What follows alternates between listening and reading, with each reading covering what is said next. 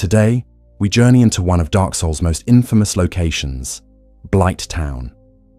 Over the next couple hours, we'll explore the tragic history of this forsaken settlement, uncover the stories of its tormented inhabitants, and discover the dark secrets hidden within its poisonous depths. So settle in, get comfortable, and let's begin this descent into one of gaming's most memorable hellscapes. Deep beneath the sewers of the depths, suspended above a toxic swamp by rotting wooden scaffolding, lies Blighttown, a place that strikes both dread and fascination into the hearts of Dark Souls players.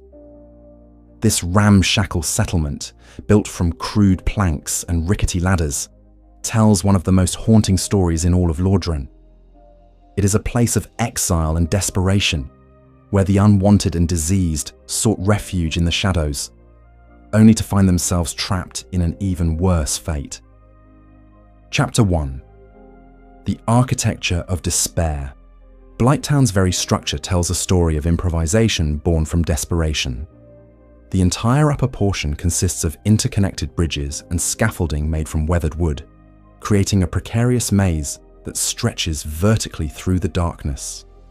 These makeshift walkways, suspended between ancient stone pillars and carved into cliff faces, speak to a community built by those who had nowhere else to go. What's particularly fascinating about Blighttown's construction is its relationship to the world above. The settlement exists quite literally in the shadow of the surface world, built beneath the very foundations of the undead Berg. The stone structures that support the upper areas, the proper architecture made of carved stone and masonry, these weren't built by Blighttown's residents. These are the remnants of something older, something that existed before. This became a place of exile. The wooden portions of the settlement, crude as they may appear, represent a remarkable feat of engineering born from necessity. Recent analysis by modders has revealed that the entire wooden infrastructure of Blighttown is constructed from just 10 different wooden assets: 5 panels, 3 beams, and 2 planks. These basic components, reused and repositioned throughout the area, create the illusion of a vast, complex settlement while telling us something important about its builders. They worked with whatever materials they could find, repurposing and reusing every scrap of wood available to them. This architectural philosophy of reuse and improvisation extends throughout the settlement. The platforms that hug the stone walls, the tunnels dug into the sides of cliffs, the ladders that snake up and down through the darkness. All of these speak to a community that had to make do with whatever they could scavenge. The very crudeness of the construction tells us that these weren't skilled architects or wealthy citizens building their homes. These were desperate people, exiles and outcasts, creating shelter in the only place they could find refuge. The vertical nature of Blighttown is crucial to understanding its story. The settlement doesn't just exist in the depths, it's stratified, with different levels serving different purposes. The upper areas, closest to the surface, are where most of the inhabitants lived, if you can call their existence living. The middle sections contain the mining operations that likely sustained the community economically. And at the very bottom, in the poisonous swamp itself, lies the heart of Blighttown's tragedy, Quelaag's domain. The stone structures interspersed throughout the wooden scaffolding hint at Blighttown's deeper history. These aren't crude constructions like the wooden platforms. They're proper architecture with concentric circles, intricate etchings, and arched doorways.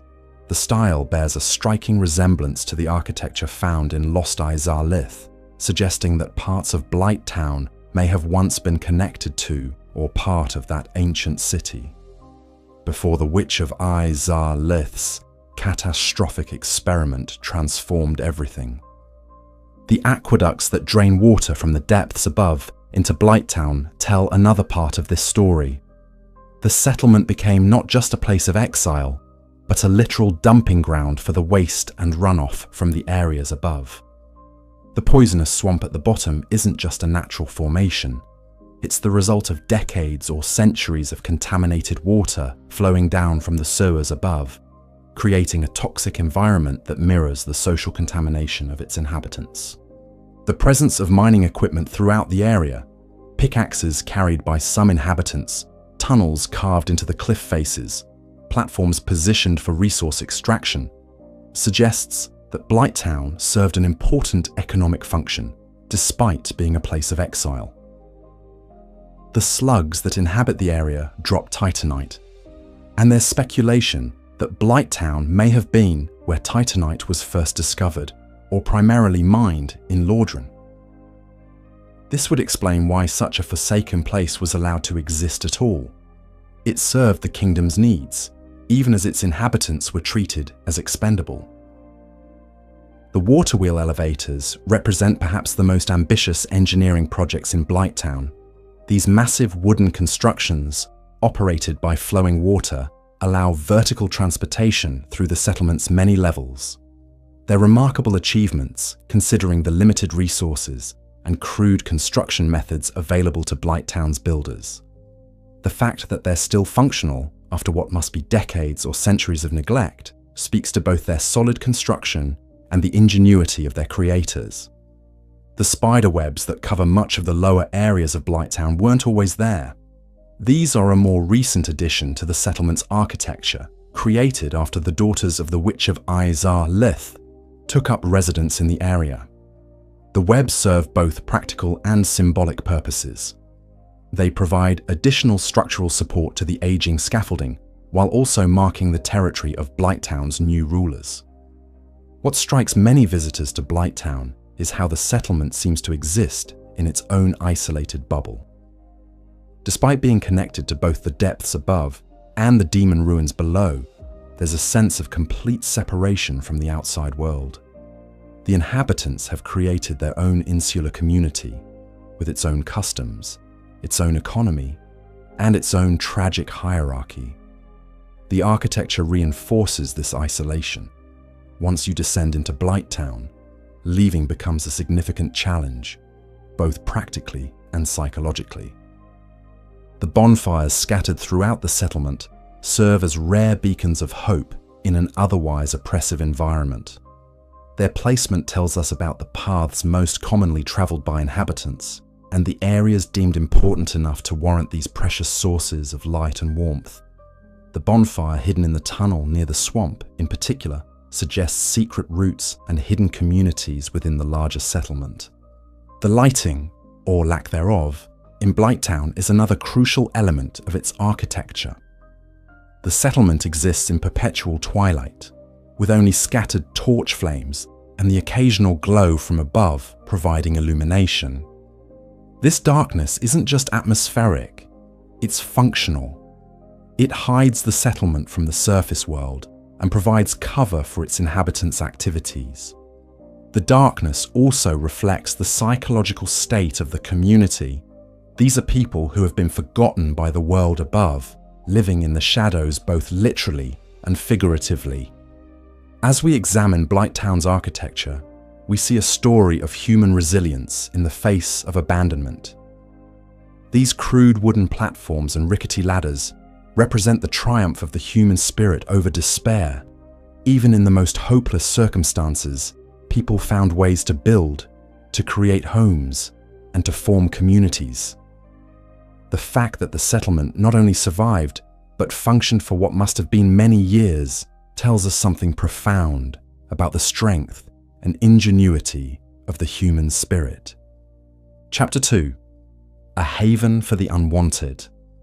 To understand Blighttown's role in the larger world of Lordran, we must first understand who ended up there and why. Blighttown wasn't just a settlement that happened to be built in an unfortunate location. It was deliberately positioned to serve as a repository for society's unwanted.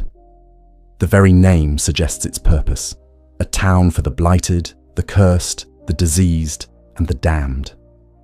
The connection between Blighttown and the depths above tells us much about this function. The depths served as Lordran's prison system, where criminals and undesirables were banished from civilized society. But even among these outcasts, there was a hierarchy of unwanted, those deemed too dangerous or too diseased even for the depths, were pushed further down, into Blighttown itself. The Blighttown key, which unlocks the entrance from the depths, bears an inscription that makes this relationship explicit. As its name suggests, Blighttown is a place of great pestilence. Even the polluted inhabitants of the depths are aware of its dangers and built this mighty door in hopes that they could remain safely separated. This tells us that Blighttown was considered dangerous even by the standards of those already living in sewers filled with undead cannibals and toxic sludge. What kinds of people ended up in Blighttown? The evidence suggests several categories of exiles. First were those infected with diseases that posed a threat to the surface population. The parasitic infections that we see throughout the settlement, the egg-like growths that transform people into diseased creatures, were likely one reason for exile. The surface world couldn't risk these infections spreading to the general population, so the infected were pushed down into the depths. Second were those who had committed crimes so heinous or posed threats so severe that even imprisonment in the depths wasn't considered sufficient punishment. These would be the truly dangerous criminals, the ones whose very presence was deemed toxic to society. The fact that they were pushed beyond even the prison system suggests that rehabilitation was never considered. These were people society wanted to forget entirely. Third were those who had simply become inconvenient to the powers above. Political dissidents, religious heretics, or those who had fallen out of favor with the ruling classes might find themselves exiled to Blighttown not because of any specific crime, but because their presence was no longer welcome in civilized society. The arbitrary nature of power in Dark Souls' world makes this kind of casual exile entirely plausible. The pyromancers represent an interesting case study in Blighttown's exile population. Pyromancy, while not explicitly illegal, was viewed with suspicion by many in Lordran society. The practitioners of this ancient art, with their connections to chaotic flame magic, were often marginalized and pushed to the edges of civilization. Some may have ended up in Blighttown not through formal exile, but through the gradual process of social rejection and economic marginalization. The miners who worked the cliffs and tunnels of Blighttown represent another category of resident. These may not have been exiles in the traditional sense, but rather economic migrants who came to Blighttown seeking work in the dangerous but lucrative mining operations. The presence of titanite in the area would have made mining a valuable enterprise, even if the working conditions were horrific.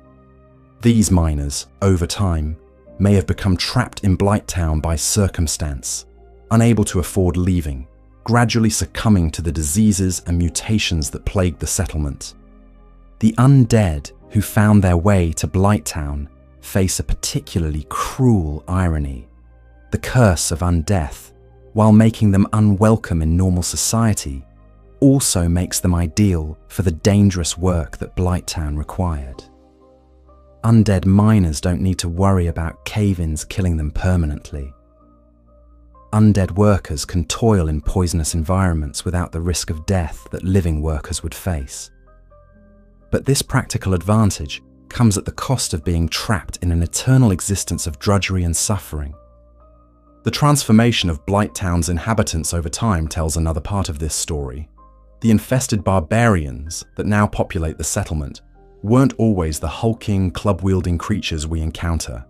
These were once human beings, exiles, criminals, miners, and outcasts who gradually succumbed to the toxic environment and parasitic infections that plagued the settlement.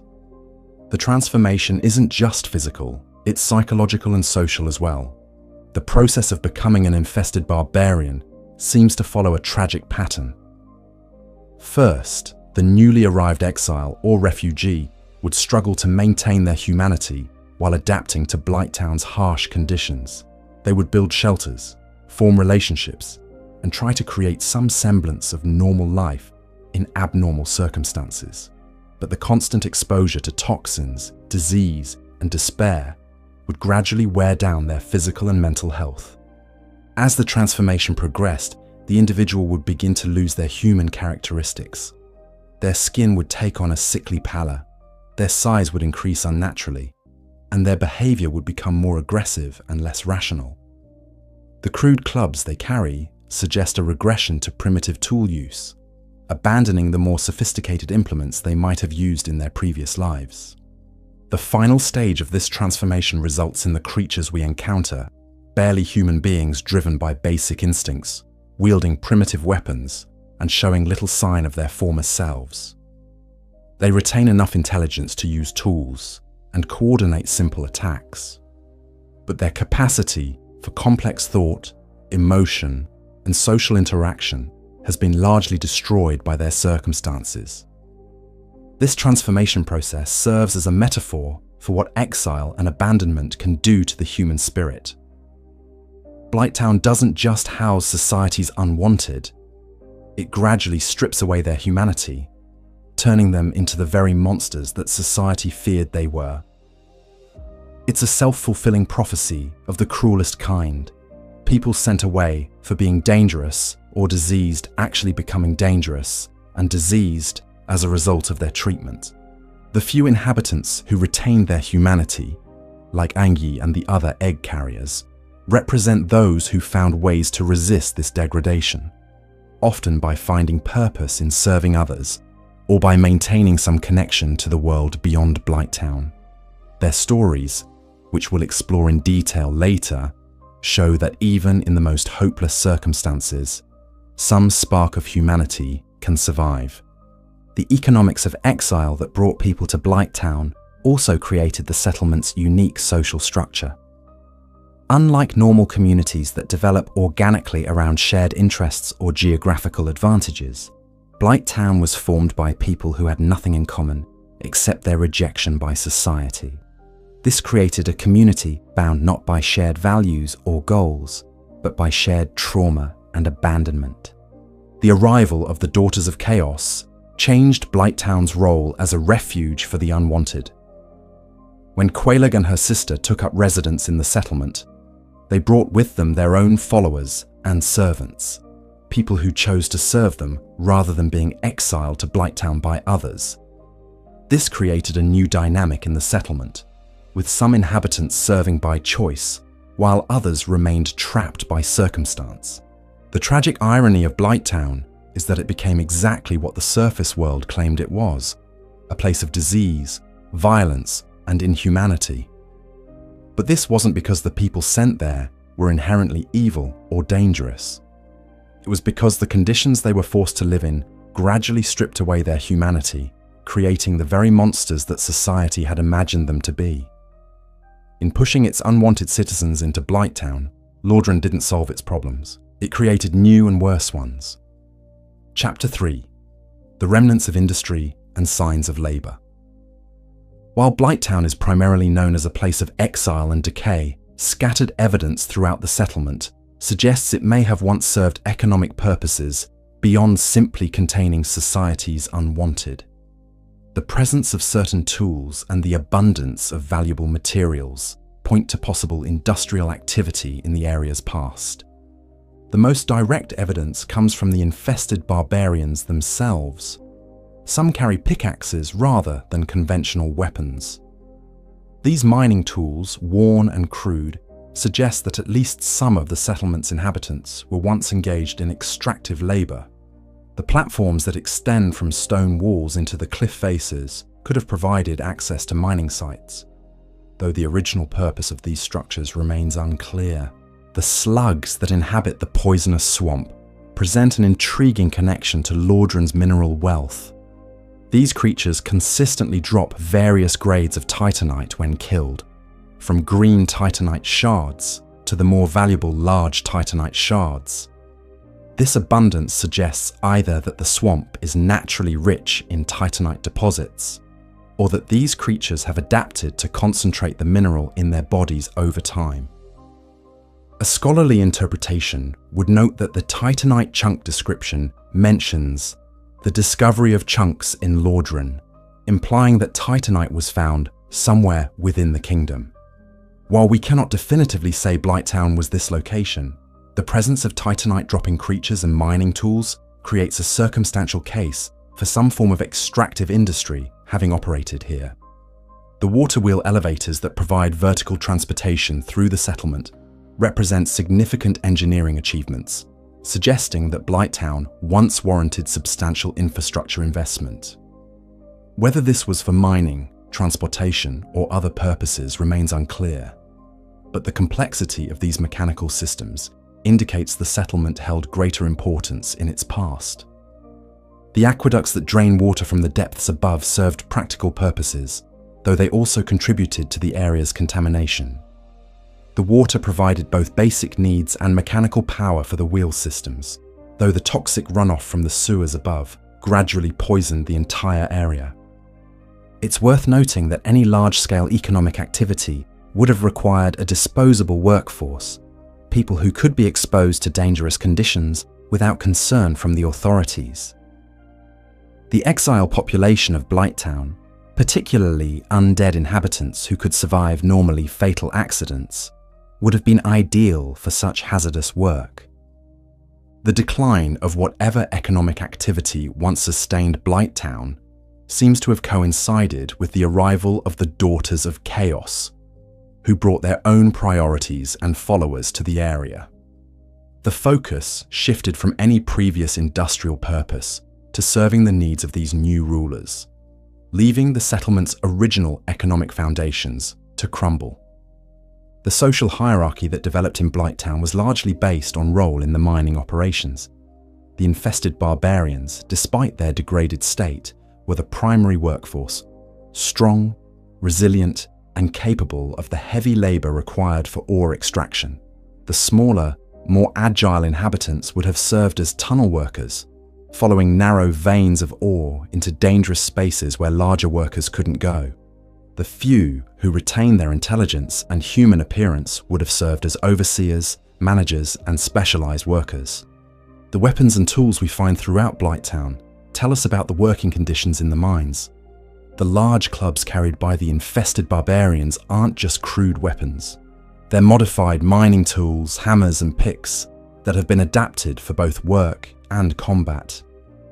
The wooden shields and improvised armor suggest that violence was a constant threat in the workplace, whether from cave-ins, toxic gas exposure, or conflicts between workers. The transformation of miners into infested barbarians wasn't just a result of disease and toxic exposure. It was an occupational hazard of working in Blighttown's mines. The constant exposure to titanite dust, toxic gases, and parasitic organisms would have gradually transformed the workers over time. Rather than being seen as a tragedy, this transformation was likely viewed by the authorities as an acceptable cost of doing business. The decline of Blighttown's mining operations seems to have coincided with the arrival of the Daughters of Chaos. When Quelaag and her sister took up residence in the area, they brought with them their own agenda that had little to do with ore extraction. The focus shifted from mining to serving the needs of these new rulers, and the economic foundation of the settlement gradually crumbled. The abandonment of the mining operations created new problems for Blighttown's inhabitants. Without the economic activity that had sustained the settlement, the residents were left with no legitimate means of survival. This may have contributed to the increased violence and cannibalism that characterized the settlement in its later years, as inhabitants turned to raiding and hunting each other rather than working together for mutual survival. The remnants of mining equipment scattered throughout the settlement serve as monuments to this forgotten industrial history. Broken pickaxes, collapsed tunnel supports, and abandoned ore carts tell the story of an economic system that sustained Blighttown for decades or centuries before finally collapsing under the weight of its own contradictions. The environmental damage caused by the mining operations is still visible throughout Blighttown. The toxic swamp at the bottom of the settlement isn't just the result of runoff from the depths above. It's also contaminated by decades of mining waste, processed ore, and the toxic byproducts of titanite extraction. The poisonous nature of the environment isn't just natural, it's industrial pollution on a massive scale. The legacy of Blighttown's mining operations extends beyond the settlement itself.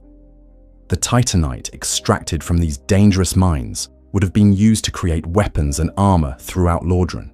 Every Titanite-enhanced weapon in the kingdom bears a trace of Blighttown's suffering, created through the exploitation of society's most vulnerable members. The connection between the kingdom's military power and the suffering of its exiled citizens creates a dark parallel to real-world extraction industries. Understanding Blighttown as an industrial site rather than just a place of exile adds new layers to its tragedy. The inhabitants weren't just abandoned to suffer, they were actively exploited for their labor even as they were rejected by society.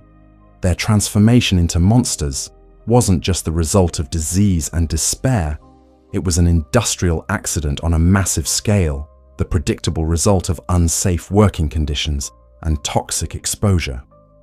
The question of whether the authorities knew about the transformation of the miners is particularly troubling. The evidence suggests that they must have been aware of what was happening to the workforce, but chose to continue the operations anyway. This represents not just callous indifference, but active complicity in the systematic dehumanization of the exile population. Chapter 4: The Daughters of Chaos and Their Tragic Domain. The most significant chapter in Blighttown's history began with the arrival of two refugees from one of the most catastrophic events in Lordran's past. Quelaag and her unnamed sister, the daughters of the Witch of Izar-Lith, came to the poisonous settlement not as conquerors, but as exiles themselves, fleeing the destruction of their home and family in lost Izar-Lith. To understand their story, we must first understand the tragedy that drove them to Blighttown. Their mother, the Witch of Izar-Lith, was one of the 4 original lords who found the Lord's souls in the first flame. As the flame began to fade, threatening to end the Age of Fire, she attempted to recreate the first flame using her own Lord's soul as fuel. This experiment went catastrophically wrong, creating the flame of chaos that consumed lost Izar-Lith and transformed most of its inhabitants into demons. The witch herself was transformed into the bed of chaos, a twisted amalgamation of plant and flesh that bears no resemblance to her former self. Most of her daughters were also transformed into demons, losing their humanity entirely. But Quelaag and one of her sisters managed to escape the worst of the transformation. While their lower bodies were fused with the bodies of massive spider-like demons, they retained their human consciousness and upper bodies.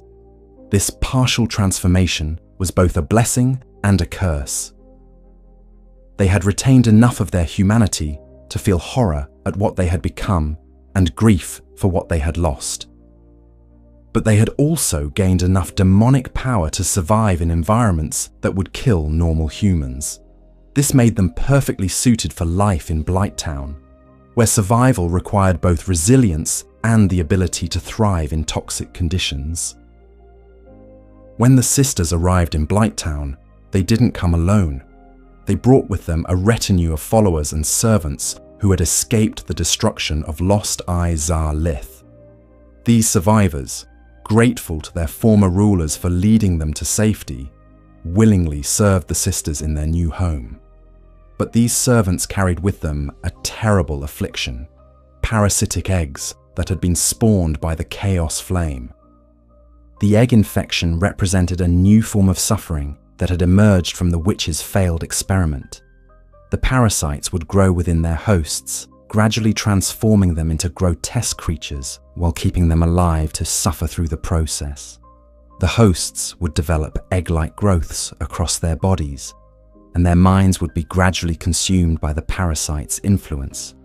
Quelaag's sister, known only as the Fair Lady to her servants, was moved to compassion by the suffering of these followers. Despite the protests and orders of Quelaag, she began absorbing the egg parasites from her servants, taking their suffering into herself in an attempt to cure them. This act of supreme selflessness gradually destroyed her health, leaving her blind, weak, and in constant pain. The process of absorbing the parasites was agonizing for the Fair Lady. Each egg she absorbed added to her suffering, but she continued the process because she couldn't bear to see others in pain. The parasites didn't disappear when she absorbed them. They continued to grow within her body, creating a constant source of torment that grew worse with each act of compassion. As the Fair Lady's health deteriorated, Quelaag took on the role of protector and provider. She established herself as the guardian of Blighttown, using her demonic powers to hunt and kill intruders who ventured too deep into the settlement. But her hunting wasn't random violence. She had a specific purpose. She was collecting humanity, the spiritual essence that could temporarily ease her sister's suffering. Quelaag's hunting strategy was both pragmatic and cruel. She would allow adventurers and explorers to make their way through Blighttown, facing the various dangers and obstacles of the settlement. Only when they reached her domain at the very bottom would she reveal herself and attack. This ensured that her prey would be weakened by their journey through the toxic environment, while also serving as a final test of worthiness. The humanity that Quelaag collected through these killings served multiple purposes. It could temporarily restore some of the Fair Lady's strength and ease her pain, providing brief respites from her constant suffering. It also fed the eggs within the Fair Lady's body, keeping the parasites satisfied enough that they wouldn't completely consume their host. In a twisted way, Quelaag's murders were acts of love, desperate attempts to keep her sister alive. The establishment of Quelaag's domain represented a significant shift in Blighttown's political structure. The sisters essentially became the rulers of the settlement, with the power to protect or destroy its inhabitants as they saw fit. The existing residents, the exiles, miners, and other outcasts found themselves subject to new rules and new dangers. Quelaag's presence changed the nature of violence in Blighttown. Where previously violence had been chaotic and opportunistic, the result of desperation, madness, and competition for scarce resources, it became more organized and purposeful. Quelaag's hunting created a kind of order, establishing clear boundaries and consequences for those who ventured too deep into the settlement. The Fair Lady's role as a firekeeper added another layer to her tragedy. Firekeepers are among the most important people in Dark Souls' world, responsible for maintaining the bonfires that provide light, warmth, and spiritual sustenance to travelers. To serve in this role, while being slowly consumed by parasites and blindness, represents the ultimate sacrifice. She gave up her own well-being to provide comfort to others. The bonfire that the Fair Lady maintains is particularly significant because it can be used for fast travel once the player acquires the Lord Vessel. This makes her chamber a crucial hub for late-game exploration, meaning that players must repeatedly visit her location and witness her suffering. This design choice forces players to confront the consequences of the tragedy that brought her to this state. The Old Witch's Ring, which allows communication with the Fair Lady, reveals the depth of her confusion and suffering. Without the ring, all players hear from her are incomprehensible mumbles and sighs. With the ring equipped, they can understand her words, but this only makes her situation more heartbreaking. She mistakes the player for Quelaag, speaking to them with the love and concern of a sister who doesn't realize that the player has killed the only family she had left. The Fair Lady's dialogue reveals several important aspects of her character and situation. She expresses concern for Quelaag's well-being, asking the player, whom she believes to be her sister, not to worry about her pain. She mentions that the eggs have gone still, suggesting that the parasites within her are dying or dormant, which causes her both relief and concern. She fears that it may be too late to save either the eggs or herself. The servants who remain loyal to the Fair Lady represent one of the few examples of genuine devotion and compassion in Blighttown. These individuals, led by Ainyi, have willingly accepted the egg infection in order to show solidarity with their suffering leader. They tend to her needs, protect her from harm, and work to find ways to ease her pain, even though their own transformations are slowly destroying their humanity. Aing himself is a particularly tragic figure. Once a pyromancer of considerable skill, he deliberately infected himself with the egg parasites as an act of empathy and devotion. He has developed new pyromancy techniques that utilize poison and toxins, skills that are perfectly suited for survival in Blighttown, but represent a corruption of the traditional fire magic he once practiced. The Chaos Servant Covenant that forms around the Fair Lady represents an attempt to create meaning and purpose out of suffering. Members of the Covenant collect humanity to offer to the Fair Lady, temporarily easing her pain and strengthening her enough that she can move her spider limbs more freely. The Covenant creates a community of purpose among people who have been abandoned by the rest of the world. The relationship between the two sisters illustrates different responses to trauma and loss. Quelaag responds with anger and violence, directing her pain outward at the world that allowed such tragedies to occur. She becomes a predator, using her power to take from others what she needs to survive. The Fair Lady responds with compassion and self-sacrifice, taking others' pain into herself, even when it destroys her own health. Neither response is entirely healthy or sustainable. Quelaag's violence creates more suffering in the world while failing to address the root causes of her problems. The Fair Lady's compassion destroys her own health and well-being without actually solving the problems she's trying to address. Both sisters are trapped in cycles of suffering that their coping mechanisms only perpetuate.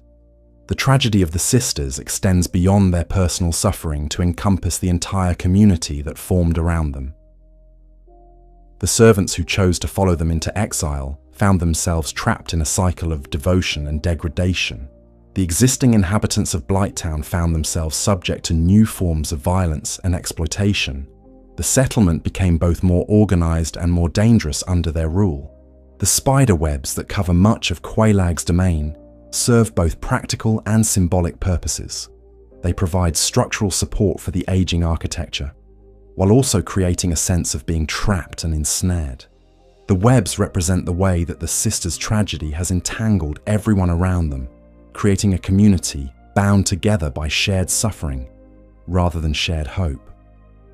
The ultimate fate of the sisters reveals the long-term consequences of their choices and suffering. Evidence from later games in the series suggests that the Fair Lady eventually gained enough strength to leave Blighttown and reunite with her remaining sister, Quelaag. They died together, providing each other with the companionship and comfort they had been denied for so long in Blighttown. Chapter 5: The Servant Community and Hierarchy of Suffering. Within Blighttown's toxic depths, a complex social hierarchy developed around the Daughters of Chaos, creating one of the most disturbing examples of devotion and sacrifice in all of Dark Souls lore. The community that formed around Quelaag and the Fair Lady represents a twisted inversion of normal social structures, where suffering becomes a mark of status, and infection becomes a sign of devotion. At the apex of this hierarchy sat the Fair Lady herself, though her position as leader came at a terrible cost. As the Covenant leader and Firekeeper, she held ultimate authority within the community. But this authority was built on her willingness to absorb the suffering of others. Her blindness, weakness, and constant pain weren't obstacles to her leadership.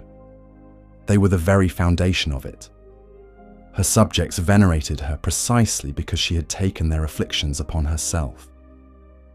Immediately below the Fair Lady in this hierarchy was Aing, her most devoted servant and the de facto administrator of the community. Once a skilled pyromancer, Aing had deliberately infected himself with the egg parasites as an act of solidarity with his suffering mistress. This self-inflicted transformation elevated him to a position of special trust and responsibility within the community.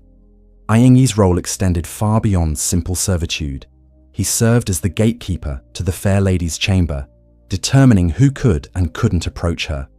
He acted as an interpreter and spokesperson, helping to communicate the Fair Lady's needs and wishes to the broader community. He also developed new pyromancy techniques specifically adapted to Blighttown's toxic environment, creating practical tools that other community members could use for survival and defense. The creation of poison mist and toxic mist pyromancies represents Ang Yi's most significant contribution to the community. These spells, which create clouds of poisonous gas, serve multiple purposes in Blighttown's environment. They can be used defensively to drive away intruders and predators, offensively to hunt the various creatures that inhabit the settlement, and practically to clear out dangerous areas for exploration or habitation.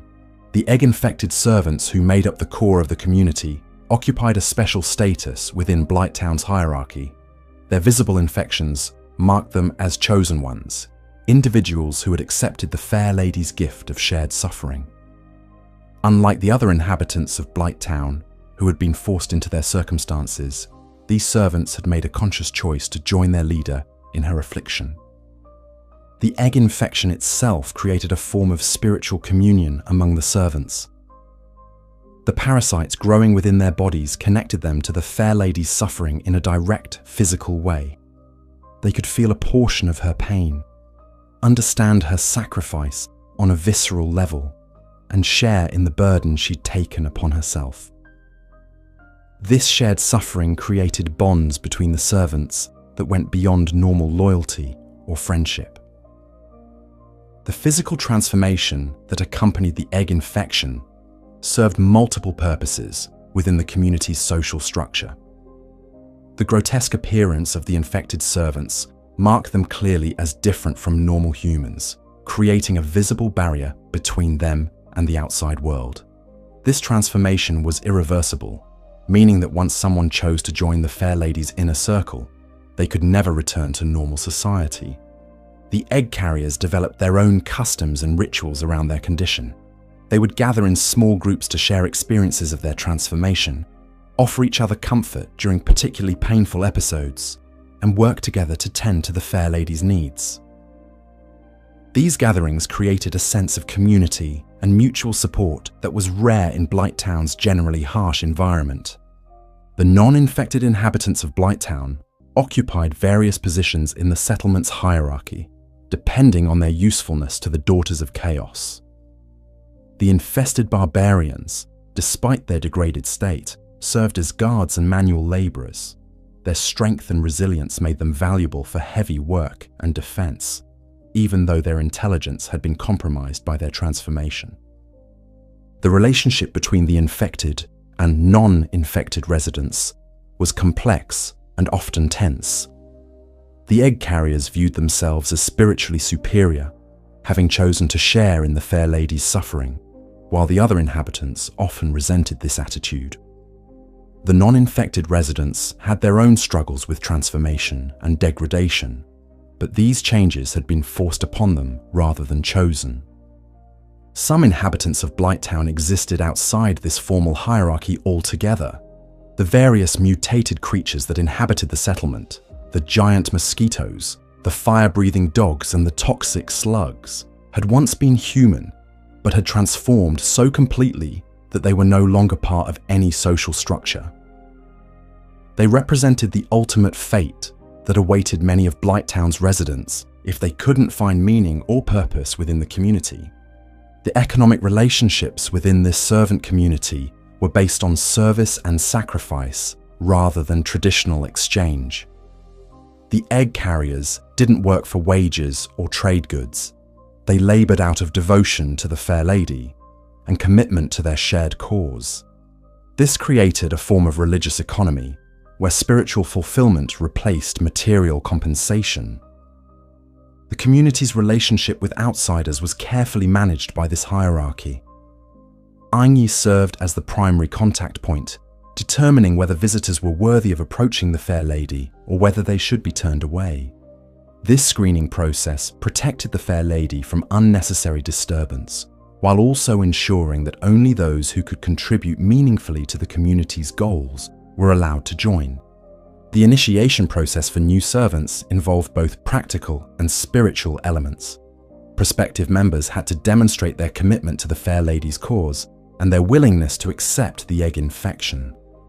This wasn't a decision taken lightly, as it meant abandoning any hope of returning to normal society and accepting a life of gradual physical transformation and suffering. The community maintained detailed records of their activities through the servant roster, a document that tracked the contributions of different members to the Fair Lady's care. This bureaucratic element added a formal structure to their religious devotion, creating clear expectations and accountability within the community. The hierarchy of suffering that developed within this community reflected broader themes about sacrifice and devotion in Dark Souls lore. Those who suffered the most were granted the most respect and authority, creating an inverted value system where pain became a form of currency and transformation became a mark of honor. The daily life of the servant community revolved around caring for the Fair Lady's needs. Servants would take shifts monitoring her condition, bringing her humanity when available, maintaining the bonfire, and protecting her chamber from intruders. These routine activities provided structure and purpose to lives that might otherwise have been consumed by despair. The community also developed its own forms of entertainment and cultural expression. The servants would share stories of their previous lives, discuss their experiences with transformation, and create crude art forms using materials found within Blighttown. These cultural activities helped maintain some sense of human dignity and social connection despite their harsh circumstances. The relationship between this servant community and Quelaag was more complex than it might initially appear. While Quelaag was technically the more powerful of the two sisters, her role as hunter and protector kept her away from the daily affairs of the community. The servants respected her power and appreciated her protection, but their emotional attachment was primarily to the Fair Lady. Quelaag's hunting activities created moral complications for the servant community. They benefited from the humanity she collected through murder, but they also understood that this violence contradicted some of the compassionate values that the Fair Lady represented.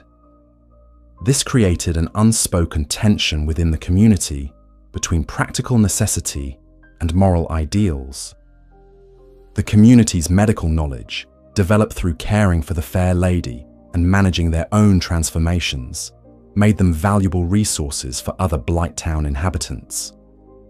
Servants who retained their intelligence often served as healers and advisors for the broader settlement, sharing their expertise in dealing with toxins, parasites, and various forms of physical transformation.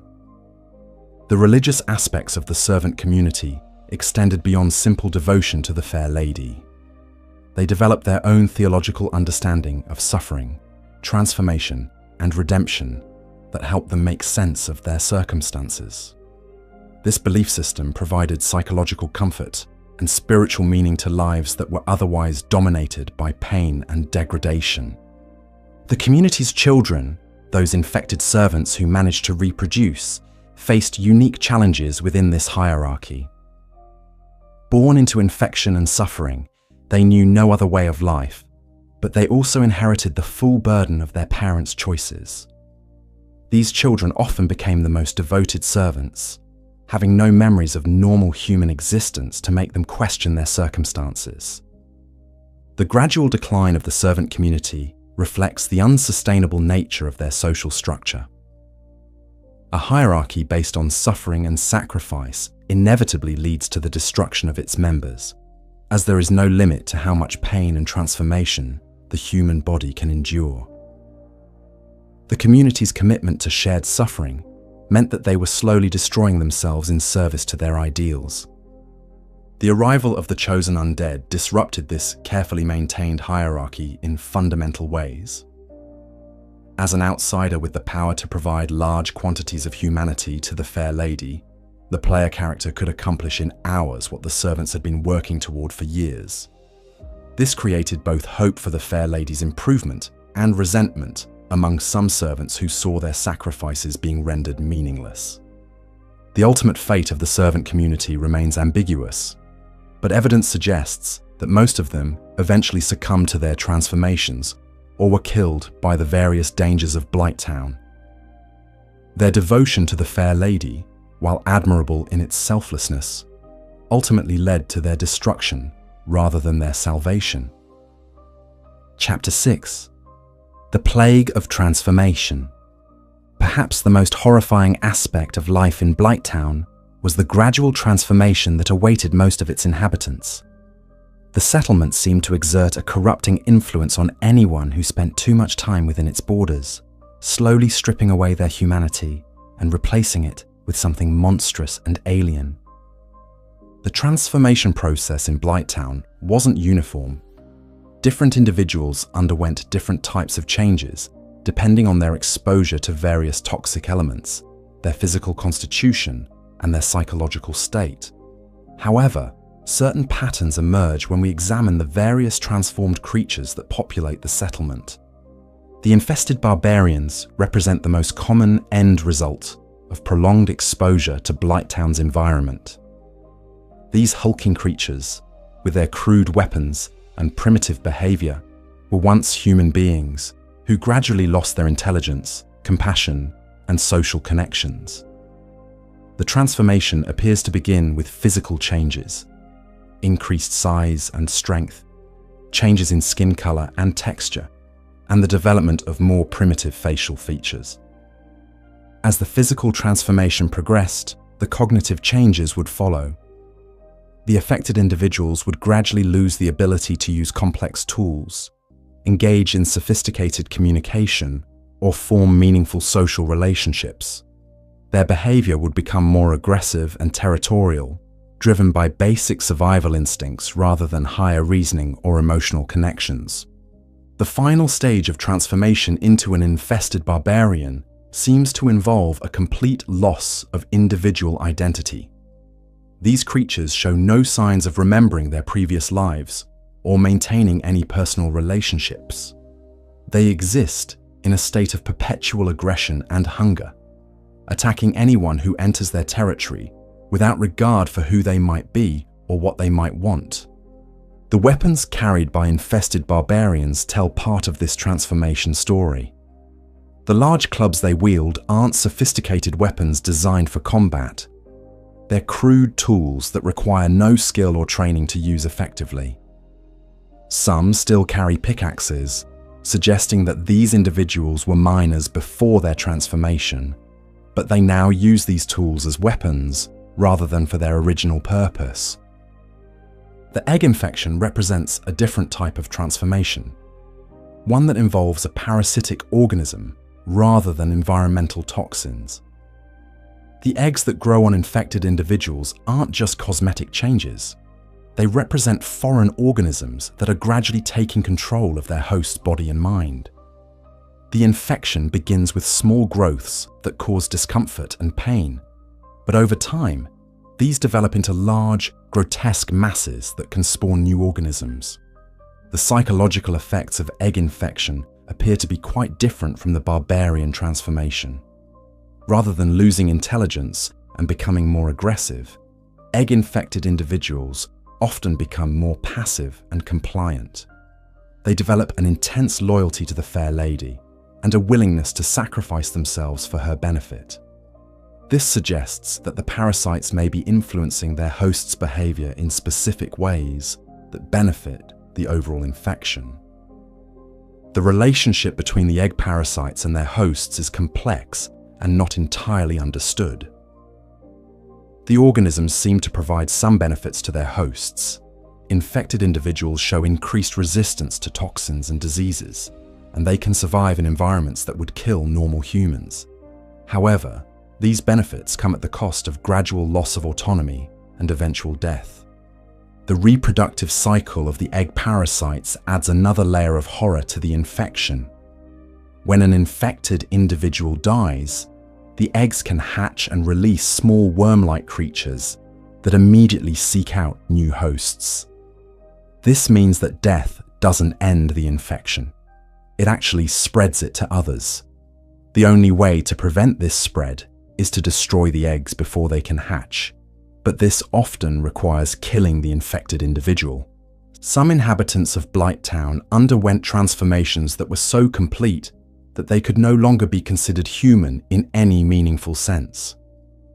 The various mutated creatures that inhabit the settlement, the fire-breathing dogs, the giant mosquitoes, and the toxic slugs, may have once been human beings who were exposed to such extreme levels of corruption that their original forms became unrecognizable. The giant mosquitoes that swarm throughout Blighttown are particularly disturbing when considered as former humans. These creatures show coordinated behavior and seem to have some level of intelligence, but they're driven entirely by bloodlust and aggression. They attack in swarms, using their numbers to overwhelm prey, and show no mercy or hesitation in their attacks. The fire-breathing dogs present another example of complete transformation. These creatures have retained some canine characteristics, but they've also developed the ability to breathe fire and show unusual intelligence for animals. Some speculation suggests that these may be former pets or working animals that were transformed by exposure to the same forces that affected their human owners. The toxic slugs that inhabit the swamp areas of Blighttown represent perhaps the most complete form of transformation. These creatures have lost all recognizable human characteristics and exist in a state that seems more like a living chemical process than a biological organism. They concentrate toxins in their bodies and release them when disturbed, creating dangerous areas that other creatures avoid. The transformation process appears to be irreversible in most cases. Unlike curses that can be lifted or diseases that can be cured, the changes that occur in Blighttown seem to be permanent alterations to the fundamental nature of the affected individuals. This adds to the tragedy of the settlement. Those who are transformed can never return to their previous lives or relationships. The environmental factors that drive transformation in Blighttown are complex and interconnected. The toxic water that flows down from the depths above carries various contaminants and diseases. The mining operations have released toxic materials from deep underground. The presence of the Daughters of Chaos has introduced chaotic energies that warp and corrupt living tissue. All of these factors work together to create an environment that is actively hostile to human life. The rate of transformation varies significantly between individuals. Some people seem to be naturally resistant to Blighttown's corrupting influences and can spend years in the settlement with minimal changes.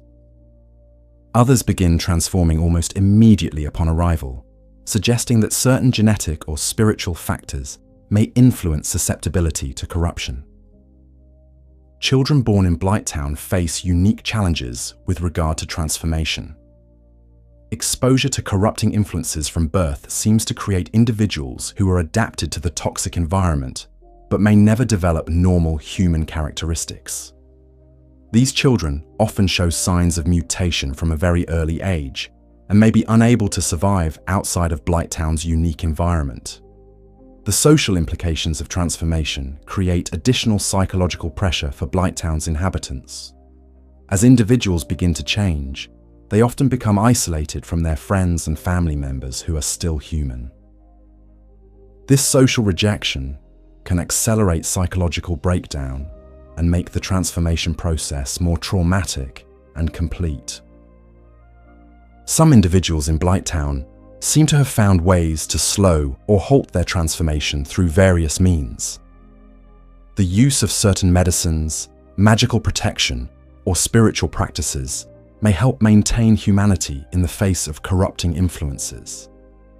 However, these methods require resources and knowledge that are often unavailable to the settlement's most desperate inhabitants. The question of consciousness during transformation raises disturbing philosophical questions about identity and humanity. Do transformed individuals retain memories of their previous lives? Are they aware of what they've become? The evidence suggests that some level of awareness may persist even after physical transformation is complete, which would make their situation even more tragic. The transformation plague in Blighttown serves as a metaphor for various real-world processes of dehumanization and degradation. The way that environmental toxins gradually strip away human characteristics mirrors how poverty, disease, and social rejection can break down individual dignity and social connections. The settlement becomes a laboratory for studying how human beings respond to extreme adversity. The ultimate tragedy of transformation in Blighttown is not just the loss of individual humanity, but the way that this loss becomes normalized and accepted by the community. The transformed creatures are not seen as victims deserving of help or compassion. They're simply accepted as part of the settlement's landscape, dangers to be avoided rather than people to be saved. Chapter 7. Maneater Mildred, the cannibal in the swamp. In the toxic depths of Blighttown's poisonous swamp lurks one of Dark Souls' most memorable and disturbing characters. Maneater Mildred, a cannibalistic woman who hunts human prey in the settlement's most dangerous areas, represents both the depths to which Blighttown's inhabitants can sink and the savage pragmatism required for survival in such a hostile environment. Mildred's appearance immediately marks her as different from the other transformed inhabitants of Blighttown. Unlike the infested barbarians who have lost their human intelligence, or the egg carriers who have been infected by parasites, Mildred has retained her human form and intelligence while embracing a completely inhuman lifestyle. She wears only a crude sack over her head, suggesting both a desire to hide her identity and a complete abandonment of civilized behavior. The butcher knife that Mildred wields isn't just a weapon. It's a tool that tells the story of her transformation from human being to predator. The item description reveals that it's more of a tool for subduing and preparing live catches than an actual weapon, indicating that Mildred doesn't just kill her victims, she processes them for consumption. This suggests a level of premeditation and systematic approach to cannibalism that goes beyond simple desperation or madness. Mildred's connection to the butchers of the depths above provides important context for understanding her character. The butchers were a group of cannibalistic humans who preyed on the prisoners and exiles who were banished to the underground areas. Mildred appears to be either a former member of this group who was driven even further underground, or someone who learned their techniques and adopted their lifestyle. The location where Mildred hunts, the poisonous swamp at the bottom of Blighttown, is significant for several reasons. This is the most dangerous area of the settlement, where the toxic water can poison anyone who spends too much time wading through it. Mildred's immunity to this poison gives her a significant advantage over potential prey, allowing her to attack from positions where others can't effectively pursue her. Mildred's hunting strategy reveals a predatory intelligence that sets her apart from the more bestial inhabitants of Blighttown. She doesn't simply attack every person she encounters. She targets specific individuals who venture into her territory, suggesting that she's capable of planning and patience. Her choice to invade near the bonfire indicates that she's learned to identify vulnerable travelers who might be separated from their companions. The fact that Mildred can be summoned to help fight Quelaag after being defeated adds another layer of complexity to her character. This suggests that her cannibalistic behavior isn't driven by mindless hatred of other humans, but rather by practical considerations of survival and territory. Once the player has proven themselves stronger than her, she's willing to work with them rather than continuing to fight a losing battle. Mildred's relationship with the broader Blighttown community is ambiguous, but appears to be one of mutual avoidance rather than integration. The other inhabitants seem to give her territory a wide berth, suggesting that she's feared even by the transformed and dangerous residents of the settlement. This isolation may be self-imposed, as her cannibalistic lifestyle would make normal social relationships impossible. The psychological aspects of Mildred's transformation into a cannibal raise disturbing questions about what drives someone to such extremes. Unlike the other transformations we see in Blighttown, which are driven by infection, toxins, or magical corruption, Mildred's change appears to be primarily behavioral. She has chosen to embrace cannibalism as a survival strategy, suggesting that desperation and isolation can be just as transformative as any physical corruption. The crude nature of Mildred's equipment and appearance suggests that her transformation into a cannibal has been a gradual process of abandoning civilized behavior. The sack she wears over her head isn't sophisticated gear. It's a makeshift covering that suggests shame or an attempt to hide her identity from her former self. Her lack of other clothing indicates a complete abandonment of social norms and conventions. Mildred's immunity to the swamp's poison raises questions about how she acquired this resistance. It's possible that prolonged exposure to the toxic environment has given her natural immunity, or she may have developed it through consuming the flesh of other creatures that have adapted to the poison. This immunity makes her perfectly suited to her role as an apex predator in Blighttown's most dangerous areas. The timing of Mildred's invasion, she only appears when the player character is in human form, suggests that she's specifically targeting living humans rather than the undead. This indicates that her cannibalistic preferences are quite specific, and that she may view undead flesh as less desirable or nutritious than living tissue. This selectivity shows that she retains enough intelligence to distinguish between different types of prey. The weapons and tactics that Mildred uses reveal something about her hunting methodology. The butcher knife is designed for close combat and requires getting within striking distance of prey, suggesting that she relies on ambush tactics rather than ranged attacks. Her use of a basic wooden shield indicates that she expects her victims to fight back and has adapted her equipment accordingly. Mildred's presence in Blighttown serves several narrative functions beyond just providing a challenging enemy encounter. She represents the ultimate expression of what isolation and desperation can do to the human psyche, the complete abandonment of social bonds and moral constraints in favor of pure survival instinct. Her story shows that the corruption in Blighttown isn't just physical or magical, it's moral and psychological as well. The fact that Mildred was created as something of a joke by the developers, inspired by testing sessions where a developer would invade other players with a butcher knife, doesn't diminish her importance to Blighttown's lore. If anything, it shows how the game's systems and environment naturally create space for this kind of predatory behavior, making her emergence feel organic rather than forced. Mildred's relationship with other cannibalistic characters in the Dark Souls universe, particularly the Butchers of the Depths and later characters like Aldrich in Dark Souls 3, suggests that cannibalism represents a recurring theme of corruption and degradation throughout the series. These characters often serve as markers of how far society has fallen and what happens when survival instincts override moral constraints. The question of whether Mildred retains any memories of her previous life as a normal human being adds a tragic dimension to her character. If she does remember what she once was, her current existence represents a conscious choice to embrace monstrosity rather than face death. If she doesn't remember, her transformation represents a complete loss of identity and humanity. The environmental storytelling around Mildred's hunting grounds reinforces her role as a predator.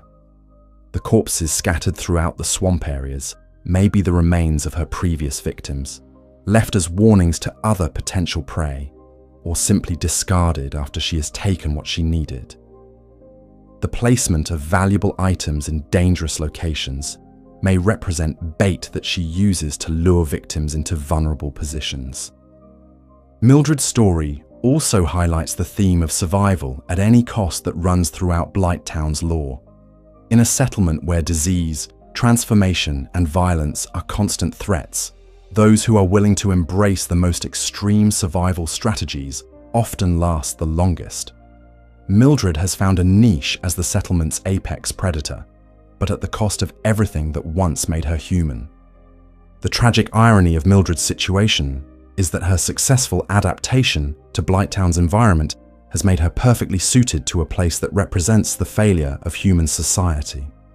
She has become the ultimate product of the settlement's corrupting influence, a being that looks human, but has abandoned every human value in favor of predatory efficiency. Chapter 8: The Toxic Environment and Its Origins. The poisonous swamp that dominates the lower reaches of Blighttown isn't a natural formation. It's the end result of decades or centuries of environmental degradation, industrial pollution, and magical corruption. Understanding the origins and composition of this toxic environment helps explain not only how Blighttown became such a dangerous place to live, but also how it continues to transform and corrupt everyone who spends time within its borders. The foundation of Blighttown's toxic environment lies in its position as a literal dumping ground for the waste and runoff from the areas above. The aqueducts that carry water from the depths drain directly into Blighttown, bringing with them all the contaminants and pollutants that accumulate in Lordran's sewer system. This contaminated water doesn't flow through Blighttown and out to cleaner areas. It pools in the low-lying swamp areas, creating a concentrated repository of toxic materials. The sewage and wastewater from the depths carries more than just ordinary filth. The depths serve as a prison and dumping ground for criminals, undead, and other undesirables, meaning that the water flowing into Blighttown is contaminated with bodily fluids, decomposing organic matter, and potentially dangerous pathogens from the settlement's unwilling residents. This biological contamination creates an environment that's hostile to most forms of life. The mining operations that once sustained Blighttown economically also contributed significantly to the environmental degradation. The extraction of titanite and other valuable materials would have required the use of various chemicals and processes that created toxic byproducts.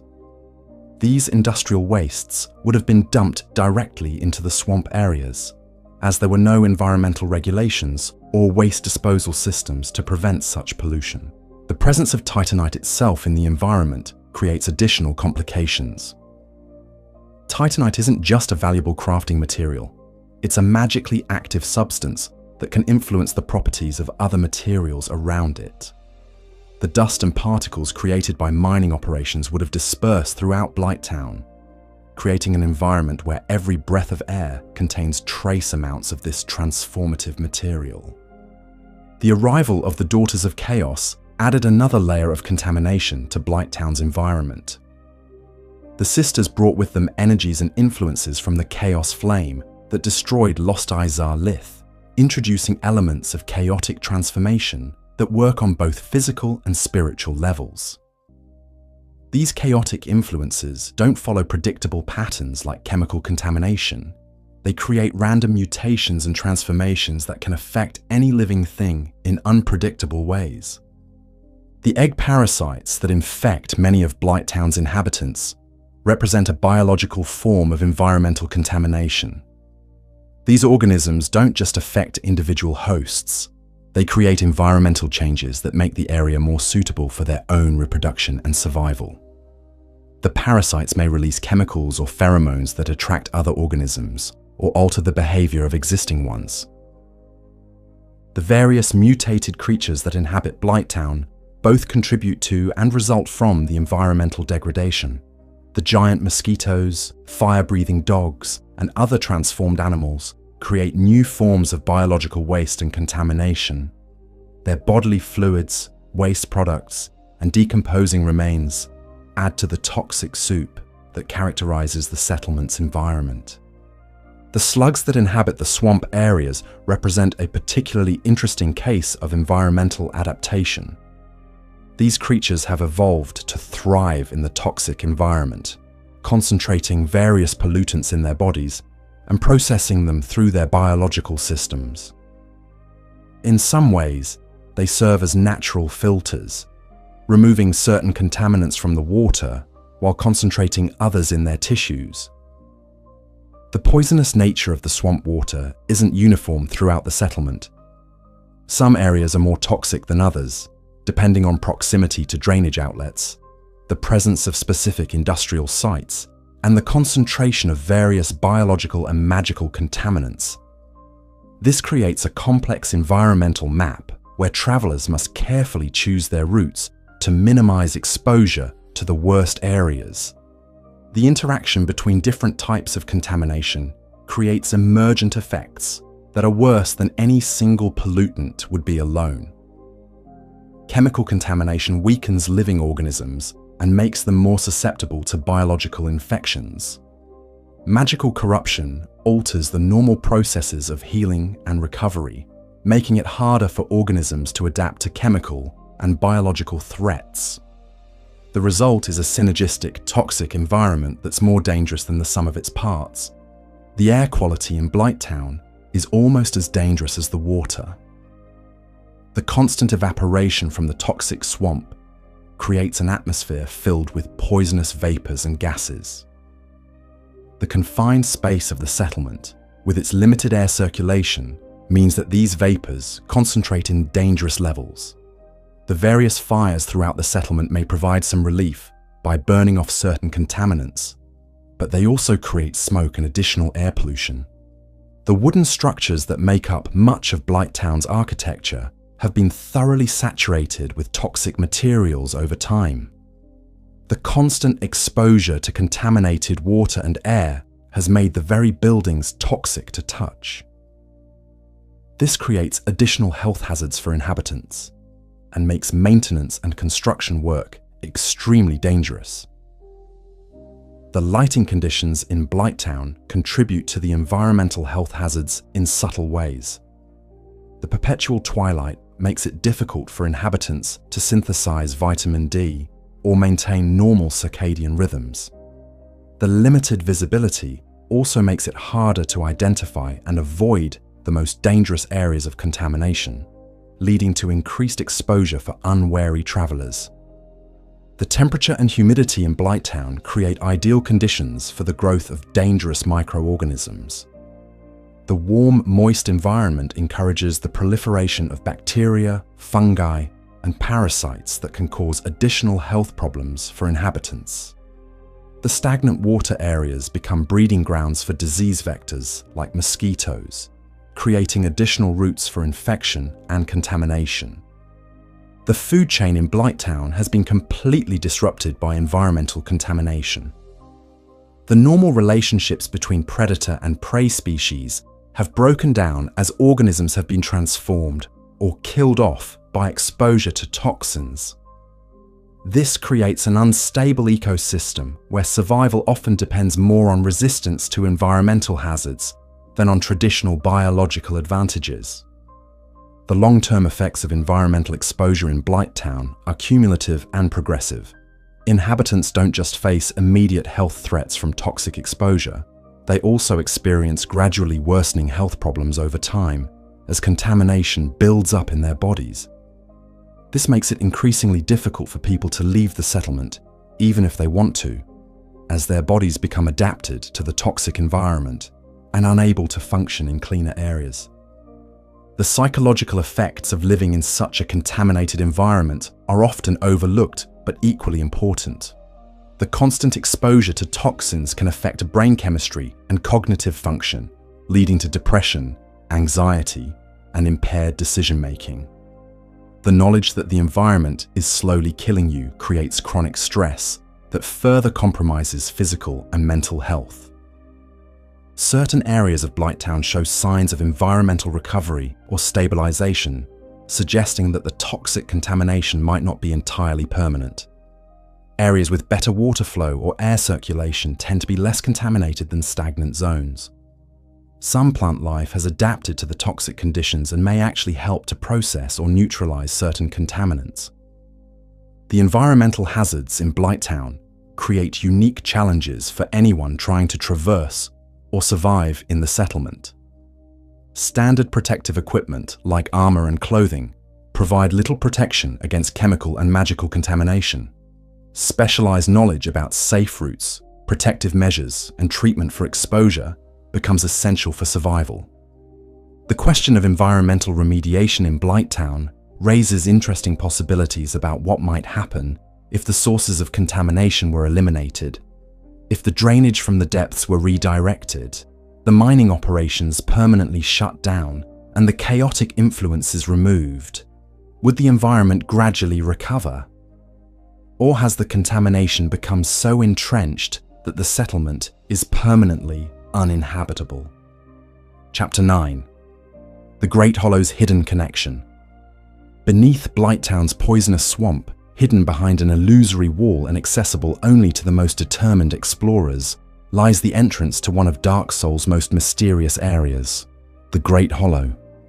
This massive tree trunk, hollow and ancient beyond measure, serves as a connection between Blighttown and Ash Lake far below. The relationship between these areas reveals deeper truths about Blighttown's place in the world's cosmic order. The Great Hollow itself represents something primordial and ancient, predating not just Blighttown, but possibly even the age of fire itself. The massive tree trunk stretches impossibly far downward, its interior carved out by unknown forces to create a vertical passage through the earth.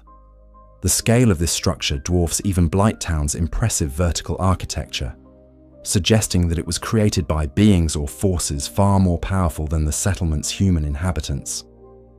The entrance to the Great Hollow from Blighttown is deliberately hidden and difficult to access, requiring players to attack seemingly solid walls to reveal the passage beyond.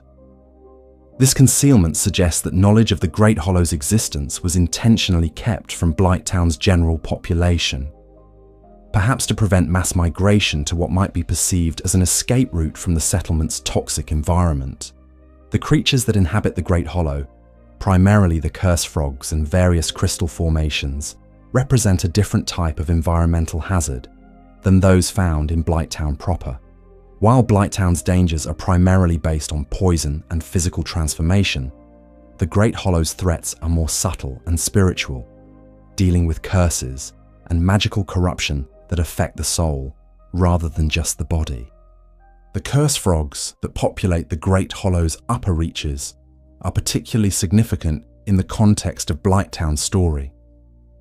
These creatures have the ability to inflict curse status, which reduces maximum health and creates a form of spiritual corruption that's distinct from, but potentially complementary to, the physical corruptions found in Blighttown. The presence of these creatures suggests that the Great Hollow may serve as another form of punishment or exile for those deemed unworthy. The crystal formations throughout the Great Hollow indicate the presence of magical energies and processes that operate independently of the chaotic influences found in Blighttown. These crystals may represent a more ancient and stable form of magical corruption, one that predates the arrival of the Daughters of Chaos and operates according to different rules and principles. The vertical nature of the Great Hollow creates parallels with Blighttown's own architecture, while also representing a more natural and organic form of vertical space, where Blighttown's platforms and scaffolding are crude human constructions. The Great Hollow's interior represents a natural formation that has been modified by unknown forces. This suggests different approaches to creating livable space in vertical environments. The journey through the Great Hollow serves as a transition between the artificial corruption of Blighttown and the primordial mysteries of Ash Lake below. As players descend through the tree trunk, they leave behind the human-created problems of toxic waste and industrial pollution to encounter something far older and more fundamental. This transition represents a movement from recent history to ancient mythology. The difficulty of navigating the Great Hollow, with its narrow branches and dangerous drops, creates a natural filter that ensures only the most skilled and determined travelers can complete the journey to Ash Lake. This selection process may be intentional, designed to keep casual explorers away from whatever secrets lie in the depths below. The Great Hollow's ecosystem, while limited, shows signs of adaptation to its unique environment. The creatures that live within the tree trunk have evolved to thrive in conditions of perpetual twilight, high humidity, and constant threat of falling to their deaths. This adaptation process mirrors but differs from the adaptations we see in Blighttown, suggesting different environmental pressures and selection criteria. The absence of human habitation within the Great Hollow is notable, especially given its proximity to Blighttown and the desperate circumstances of that settlement's inhabitants. This absence suggests that the Great Hollow may be actively hostile to human settlement, or that knowledge of its existence has been deliberately suppressed to prevent people from attempting to colonize it. The magical properties of the Great Hollow's interior, including the way that gravity and physics seem to operate differently than in normal environments, indicate that this isn't just a large tree, but something that has been fundamentally altered by supernatural forces. These alterations may represent the work of ancient civilizations or gods, or they may be the natural result of the tree's connection to deeper magical systems. The relationship between the Great Hollow and Ash Lake below provides context for understanding both locations' significance in the larger Dark Souls cosmology. The tree serves as a literal and metaphorical bridge between the corrupted human world above and the primordial dragon realm below. This bridge function makes it a crucial passage for anyone seeking to understand the deep history of the world. The materials and resources that can be found within the Great Hollow, including various rare crystals and unique organic compounds, suggest that the tree trunk serves as a kind of natural factory or processing plant for magical materials. These resources may have been valuable enough to justify the dangerous journey through Blighttown and into the Great Hollow, creating another potential economic motivation for the settlement's existence. The environmental conditions within the Great Hollow create unique challenges that require different survival strategies than those needed in Blighttown. The high humidity and constant moisture create problems with equipment maintenance and fire-based solutions. The vertical nature of the space makes movement and navigation completely different from the horizontal exploration that characterizes most of Blighttown. The acoustic properties of the Great Hollow, the way sounds echo and carry through its interior spaces, create an audio environment that's both haunting and potentially dangerous. Sounds can travel great distances through the hollow spaces, making it difficult to locate threats or communicate effectively with companions. This audio environment adds another layer of challenge to navigation and survival. The lighting conditions within the Great Hollow are even more challenging than those in Blighttown. The thick walls of the tree trunk block out most external light sources, creating areas of near-total darkness, broken only by the occasional luminescent crystal or magical effect. This darkness makes navigation extremely dangerous and increases the psychological pressure on explorers. The age and size of the Great Hollow tree raise questions about what kind of organism could grow to such immense proportions and live for what must be thousands or tens of thousands of years. This isn't just an unusually large tree. It's something that operates according to different biological principles than normal flora.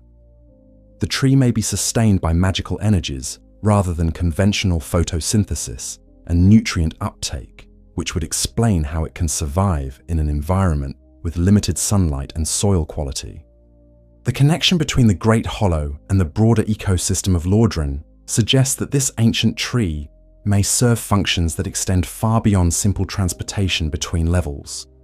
The tree's root system, while not directly visible, likely extends throughout the underground areas of the kingdom, potentially influencing soil composition, water flow, and magical energy distribution across vast areas. The symbolic significance of the Great Hollow as a world tree, a cosmic axis that connects different realms of existence, places Blighttown in a unique position within the Dark Souls cosmology. The settlement isn't just a place where society's rejects are dumped, it's a gateway to some of the most fundamental mysteries of the world. This gives Blighttown an importance that extends far beyond its role as a toxic waste dump. The preservation of the Great Hollow, despite the environmental degradation in Blighttown, suggests that the tree possesses natural defenses against corruption and contamination, while the settlement above has been thoroughly poisoned by human activity and magical influence. The Great Hollow remains relatively pristine. This resistance to corruption may be a clue to understanding how environmental damage could be reversed or contained. The few human artifacts found within the Great Hollow primarily the remains of previous explorers who didn't survive the journey, tell stories of individuals who discovered the passage and attempted to use it for escape or exploration. These tragic remains serve as warnings about the dangers of the descent, while also confirming that knowledge of the Great Hollow's existence has occasionally surfaced among Blighttown's inhabitants. Chapter 10. The Poison Dart Snipers and Guerrilla Warfare. Among the most feared and hated enemies in all of Blighttown are the Poison Dart Snipers, unseen marksmen who rain toxic projectiles down on anyone attempting to navigate the settlement's rickety walkways. These mysterious figures represent a form of organized resistance or territorial defense that suggests a level of coordination and planning beyond what we see from most of Blighttown's degraded inhabitants. The snipers' choice of weapons and tactics reveals important information about their identity and motivations. The poison darts they fire aren't just crude projectiles. They're sophisticated ammunition designed to deliver toxic payloads with maximum efficiency. The poison used isn't the same as the environmental toxins found in the swamp. It's a concentrated, fast-acting compound that can incapacitate or kill targets quickly. The positioning of the dart snipers throughout Blighttown shows careful strategic planning. They occupy elevated positions that provide clear lines of sight to the main travel routes while remaining hidden from retaliation. Their placement creates overlapping fields of fire that make it difficult for intruders to find safe passage through the settlement. This level of tactical sophistication suggests military training or experience. The invisibility or extreme concealment of the snipers adds another layer of mystery to their identity. Players can hear the distinctive sound of their weapons firing and feel the impact of their darts, but the shooters themselves remain hidden even when players search their apparent positions. This supernatural concealment may indicate that the snipers are using magical camouflage or that they're not entirely human. The persistence and dedication of the dart snipers suggests that they're defending something important rather than simply attacking random travelers. Their concentrated presence in certain areas of Blighttown, particularly around routes leading to important locations, indicates that they may be guardians protecting specific sites or individuals from intrusion. Some speculation suggests that the poison dart snipers may be the remnants of Blighttown's original security forces, guards, or militia members who have continued to defend the settlement long after any legitimate authority has collapsed. This would explain their tactical knowledge and coordinated behavior, while also accounting for their transformation into something more sinister than normal law enforcement. The psychological impact of the dart snipers on Blighttown's inhabitants and visitors cannot be overstated. The constant threat of invisible attackers creates an atmosphere of paranoia and fear that affects everyone in the settlement. Inhabitants must constantly watch for cover and move carefully through their own home, turning everyday activities into dangerous ordeals. The economic implications of the snipers' presence are significant. Their attacks make trade and commerce within Blighttown extremely dangerous, contributing to the settlement's isolation and economic stagnation. Merchants and traders who might otherwise visit the settlement are deterred by the constant threat of attack, limiting the inhabitants' access to outside goods and services. The relationship between the dart snipers and other inhabitants of Blighttown is unclear, but appears to be one of mutual avoidance rather than cooperation. The snipers don't seem to target the settlement's permanent residents with the same intensity they reserve for outsiders, suggesting that they recognize some distinction between locals and intruders. The ammunition supply for the dart snipers raises practical questions about their operations. Maintaining a constant barrage of toxic darts requires significant resources, materials for the projectiles, components for the poison, and manufacturing capability to produce finished ammunition. This suggests either a sophisticated supply chain or the ability to manufacture ammunition locally. The training and coordination required for effective sniper operations indicates that the dart snipers may be part of a larger organization with military structure and discipline. Their ability to maintain coordinated fire patterns and avoid detection suggests ongoing communication and command structures that operate independently of Blighttown's visible social hierarchy. The possibility that the dart snipers are undead explains some of their seemingly supernatural abilities, while raising new questions about their motivations. Undead snipers wouldn't need food, sleep, or other human necessities, allowing them to maintain constant vigilance over their territories.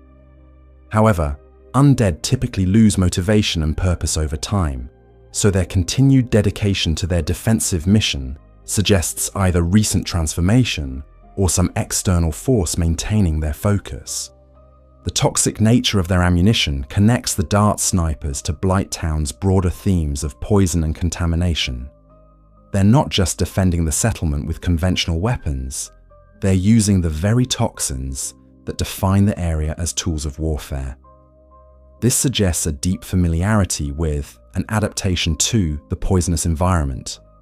The fear and frustration that players feel when dealing with the dart snipers serves an important narrative function in establishing Blighttown's hostility to outsiders. The snipers represent the settlement's rejection of external influence and its determination to maintain its isolation, even at the cost of perpetuating its own suffering. Chapter 11. The Crag Spiders and Evolved Predators. The giant crag spiders that inhabit Blighttown represent another example of the settlement's capacity to transform ordinary creatures into deadly predators. These massive arachnids, far larger and more aggressive than any normal spider, have evolved or been corrupted to thrive in the toxic environment while posing serious threats to human inhabitants and visitors. The size and physical characteristics of the crag spiders immediately set them apart from ordinary arachnids. These creatures have grown to massive proportions, with bodies large enough to pose physical threats to human-sized opponents and legs that can span considerable distances. Their exoskeletons have developed thick, armor-like properties that provide protection against both physical attacks and environmental hazards.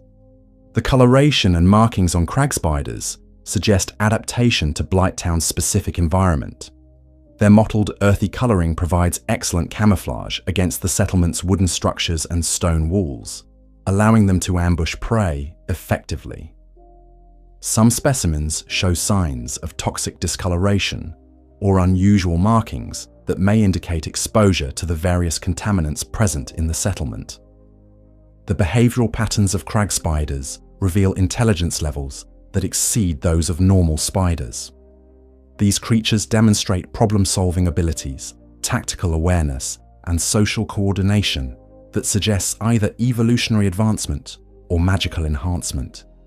They can work together to corner prey, use environmental features to their advantage, and adapt their hunting strategies based on the behavior of their targets. The web structures created by crag spiders throughout Blighttown serve multiple purposes beyond simple prey capture. The webs provide structural support for the aging wooden architecture, create barriers that control movement through the settlement, and serve as communication networks that allow the spiders to coordinate their activities across large areas. The diet and feeding habits of crag spiders appear to be quite diverse, extending beyond the insects and small animals that normal spiders consume. These creatures have adapted to feed on the various mutated organisms that inhabit Blighttown, and there's evidence suggesting that they may also prey on human inhabitants when other food sources are scarce. The reproductive cycle of crag spiders in Blighttown's toxic environment has likely been altered by exposure to various contaminants and magical influences. The creatures may be more prolific breeders than normal spiders, or their offspring may have higher survival rates in the harsh environment. This could explain how spider populations have been able to grow so large, despite the many threats present in the settlement. The relationship between crag spiders and other inhabitants of Blighttown appears to be primarily predatory, but there may be more complex interactions at work. Some residents may have learned to coexist with spider populations by avoiding their territories or providing alternative food sources. The spiders, in turn, may serve as a form of natural pest control, keeping populations of other dangerous creatures in check. The venom produced by crag spiders has evolved to be particularly effective against the types of prey found in Blighttown. The toxins may be specifically adapted to overcome the natural resistances and immunities that many of the settlement's inhabitants have developed through exposure to environmental poisons. This creates an ongoing evolutionary arms race between predator and prey. The territorial behavior of crag spiders creates additional complications for navigation and survival in Blighttown. The creatures establish and defend specific areas of the settlement, forcing inhabitants and visitors to either negotiate these territories carefully or find alternative routes. This territorial division adds another layer to Blighttown's complex geography of danger and safety. The size and aggression of crag spiders makes them formidable opponents even for well-armed and experienced warriors. Their ability to move quickly across vertical surfaces and through three-dimensional spaces gives them significant advantages in Blighttown's complex architecture. Their thick exoskeletons provide natural armor that can deflect many types of weapons, while their multiple limbs allow them to attack from unexpected angles. The role of crag spiders in Blighttown's ecosystem extends beyond simple predation. These creatures serve as apex predators in many areas of the settlement, helping to maintain population balance among other species, while also creating new forms of selective pressure that drive ongoing evolution and adaptation. The materials that can be harvested from crag spiders, including their exoskeleton segments, venom, and silk, represent valuable resources for inhabitants who are skilled and brave enough to hunt these creatures. These materials can be used for crafting protective equipment, weapons, medicines, and other useful items that help with survival in the harsh environment. The psychological impact of crag spiders on Blighttown's inhabitants cannot be underestimated. The constant threat of giant predatory spiders adds to the general atmosphere of fear and danger that characterizes the settlement. For many inhabitants, the spiders represent just one more threat in an environment already filled with deadly hazards. The question of whether crag spiders existed in the area before Blighttown's establishment or evolved mutated after human settlement is important for understanding the settlement's environmental history. If the spiders are native to the area, it suggests that the location was already dangerous before human habitation. If they evolved after settlement, they represent another example of how human activity has created new forms of danger. Chapter 12. The Crimson Set and the Tattered Prince. Hidden within Blighttown's dangerous depths lies one of Dark Soul's most intriguing armor sets, the Crimson Set, worn by what the community often calls the Tattered Prince. This mysterious figure and his distinctive equipment tell a story of nobility fallen into ruin, adding another layer to Blighttown's narrative of decline and transformation. The Crimson Set itself stands out dramatically from the crude equipment used by most of Blighttown's inhabitants. The armor shows clear signs of once being high-quality gear, possibly belonging to nobility or high-ranking military officers. The rich crimson color that gives the set its name suggests wealth and status, as such vibrant dyes would have been expensive and difficult to obtain. However, the current condition of the Crimson Set tells a story of decline and degradation that mirrors the broader themes of Blighttown. The armor is tattered, stained, and damaged in ways that suggest long exposure to the settlement's toxic environment. The fabric components have deteriorated significantly, while the metal pieces show signs of corrosion and wear. The location where the Crimson Set is found, deep within Blighttown's most dangerous areas, suggests that its original owner either died trying to escape the settlement or was killed while exploring its depths. The placement of the armor near other valuable items indicates that this may have been a deliberate hiding place, suggesting that the owner had time to prepare before meeting their fate. The design and construction of the Crimson Set indicates origin from outside Blighttown, likely from one of Lordran's more civilized areas. The quality of craftsmanship and the materials used are far superior to anything that could have been produced within the settlement's limited industrial capacity. This suggests that the armor's owner was a visitor or refugee who came to Blighttown from elsewhere. The symbolic significance of finding noble garments in such a degraded state reinforces Blighttown's role as a place where status and social distinctions break down. The armor that once marked its wearer as superior to common folk has become just another piece of equipment to be scavenged by desperate survivors.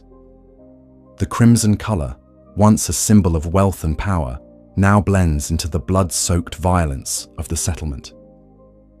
The practical properties of the crimson set suggest that it was designed for combat rather than ceremonial purposes. The armor provides decent protection while remaining relatively lightweight, indicating that its original owner was likely a warrior or military leader rather than a purely ceremonial figure. This combat orientation suggests that the tattered prince may have come to Blighttown with violent intentions. The mystery surrounding the identity of the Crimson Set's original owner has spawned numerous theories within the Dark Souls community. Some suggest that it belonged to a knight or lord who was exiled to Blighttown for crimes or political reasons. Others theorize that it belonged to an explorer or treasure hunter who came to the settlement seeking valuable resources or ancient secrets. The condition of the Crimson Set when found suggests that its owner survived in Blighttown for some time before meeting their ultimate fate. The wear patterns and damage to the armor indicate prolonged use in combat situations, suggesting that the tattered prince fought many battles within the settlement before finally succumbing to its dangers. The placement of the Crimson Set near other high-value items creates a treasure cache that may have been deliberately assembled by the armor's owner. This suggests that the tattered prince may have been successful in his goals within Blighttown, whatever they were, before ultimately being overcome by the settlement's hazards. The contrast between the Crimson Set and the crude equipment used by Blighttown's other inhabitants highlights the economic and social disparities that exist even within the settlement. While most residents make do with scavenged materials and improvised gear, the presence of high-quality equipment shows that wealth and status haven't been completely eliminated from the area. The psychological impact of discovering the Crimson Set adds to the player's understanding of Blighttown's history and the fates of those who have ventured into its depths.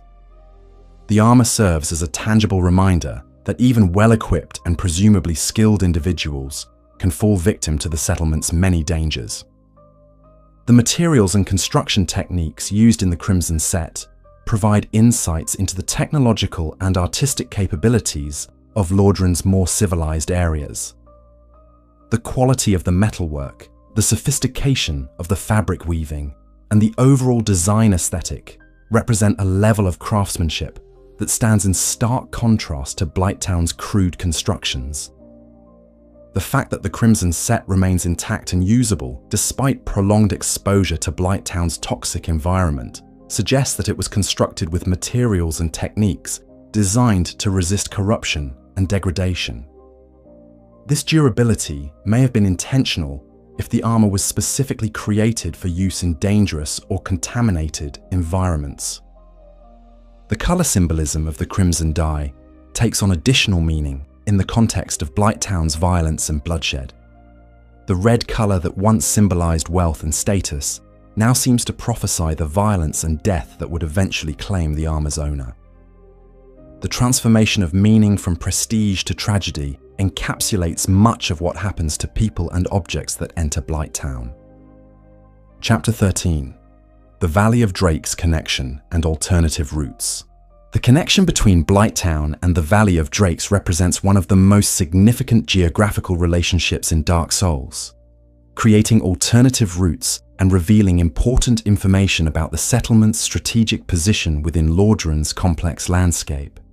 This connection also demonstrates how knowledge of secret passages and alternative routes could dramatically alter one's experience of Blighttown. The back entrance to Blighttown through the Valley of Drakes requires either the Master Key or completion of a complex series of actions to access. This alternative route bypasses the depths entirely, allowing travelers to enter Blighttown from above, rather than ascending from the sewers below. The existence of this route suggests that Blighttown was once more accessible to legitimate travelers and merchants. The elevator system that connects Blighttown to the Valley of Drakes represents a significant engineering achievement that rivals the water wheel elevators within the settlement itself. This mechanical system, powered by counterweights and operated by simple controls, demonstrates a level of technological sophistication that contrasts with Blighttown's generally crude infrastructure. The strategic implications of the Valley of Drakes connection are significant for understanding Blighttown's role in Lordran's defensive networks. The route provides a potential bypass for the heavily defended areas around New Lundo and the Undead Burg, making it valuable for both legitimate travelers and those seeking to avoid official scrutiny.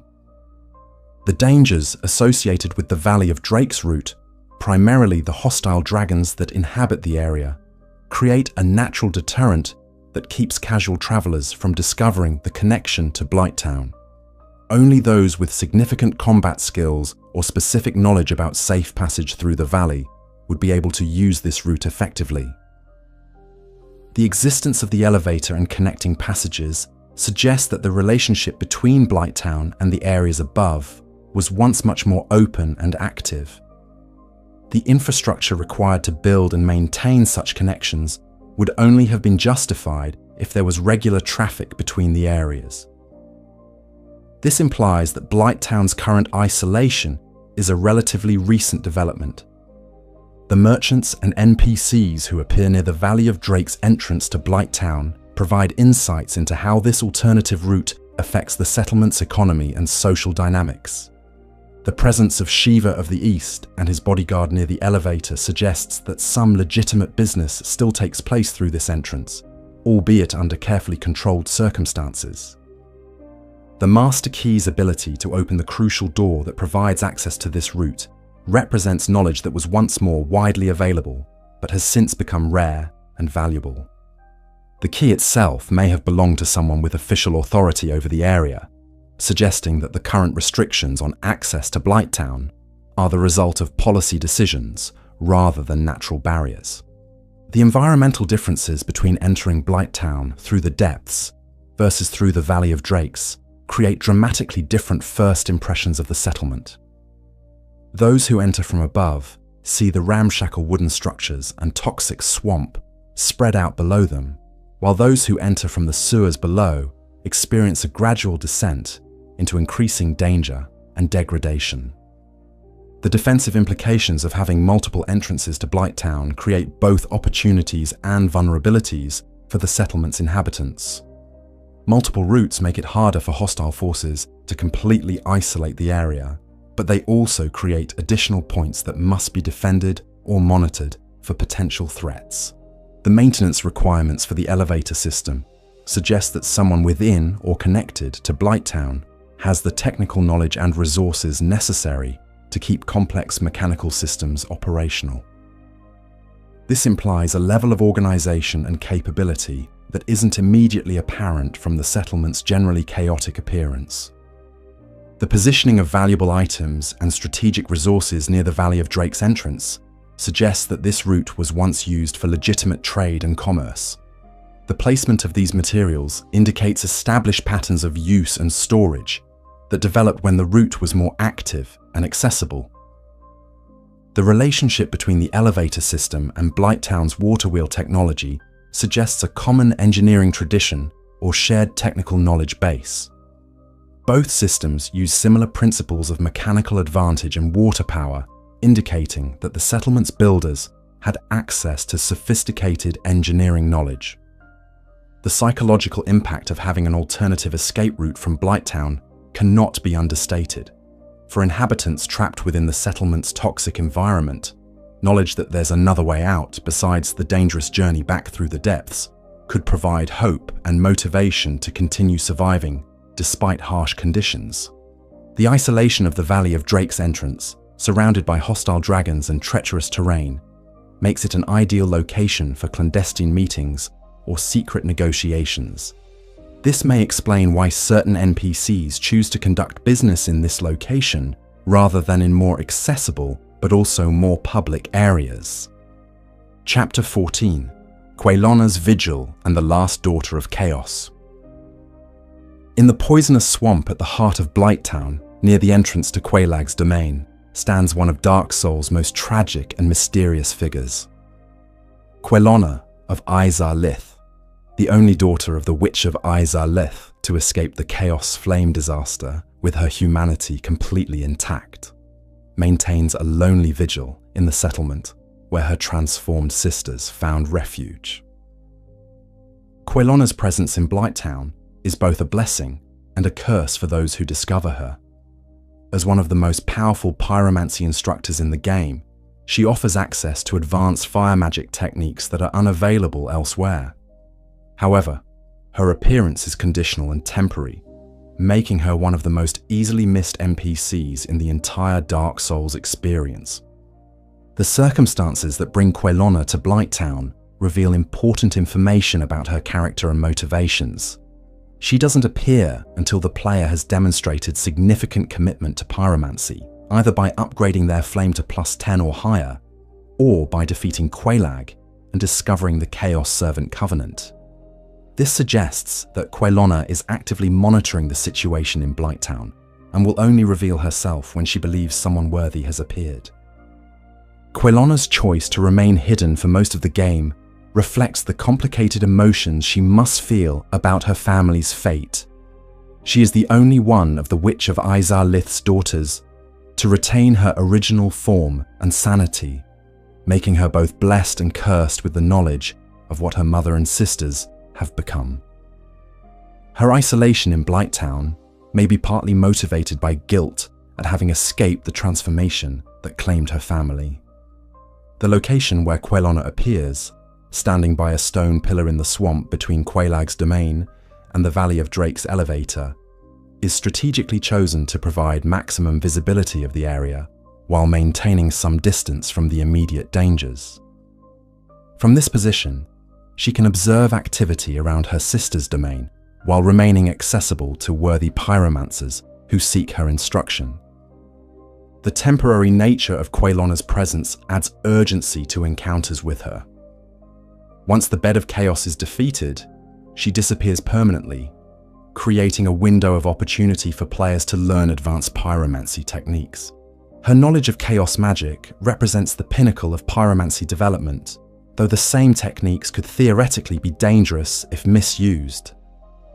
Her careful screening of students suggests awareness of the responsibility that comes with teaching such powerful and potentially destructive magic. The equipment and items associated with Quelona provide insights into her character and capabilities. Her pyromancy flame is more powerful than standard equipment, and her robe suggests both practicality and a certain degree of elegance that reflects her noble origins. These possessions mark her as someone who has maintained her dignity and purpose, despite enormous personal losses. The loneliness of Quelona's situation in Blighttown is emphasized by her isolation from both her monstrous family and normal human society. She exists in a liminal state, too human to fully belong in the transformed world of her sisters, but too marked by tragedy to return to normal civilization. Her presence in Blighttown represents a form of self-imposed exile motivated by loyalty and grief. The knowledge that Quelona possesses about chaos magic and flame manipulation makes her potentially dangerous as well as valuable. The same techniques she teaches to worthy students could theoretically be used to cause destruction, similar to what befell Lost Izar-Lith. Her careful screening of potential students suggests awareness of this responsibility. Quelona's role as a teacher and mentor provides one of the few examples of positive human interaction available in Blighttown. Her willingness to share knowledge and help others advance their abilities stands in stark contrast to the violence, exploitation, and degradation that characterizes most relationships within the settlement. The mystery surrounding Quelona's ultimate fate adds to the tragic atmosphere of her story. After she disappears from Blighttown, there are hints in later games about her eventual destiny, but the immediate aftermath of her departure remains unclear. Players are left to imagine what happens to this lonely survivor once her vigil in the swamp finally ends. Chapter 15. The Networks of Survival. Despite its hostile environment, Blighttown maintained certain economic relationships, both within the settlement and with the outside world. These networks, born of desperation and sustained by necessity, reveal how even the most marginalized communities develop systems of trade and resource distribution. Based on the evidence we see, the primary currency within Blighttown would have been practical necessities rather than traditional monetary systems. Clean water, uncontaminated food, functional weapons and armor, and basic medical supplies would have held far more value than conventional coins. The barter economy that likely developed reflects the immediate survival needs that dominated daily life. The presence of merchants like Donald of Xena near Blighttown's entrance suggests that some trade relationships existed with the outside world. His willingness to position himself so close to the settlement indicates that valuable goods or services could be obtained from within, despite the obvious dangers. The development of the Chaos Servant Covenant created a unique form of economy based on humanity collection. Members would gather this spiritual essence through various means and offer it to the Fair Lady, receiving in return access to her bonfire, certain pyromancies, and membership in a community with shared purpose.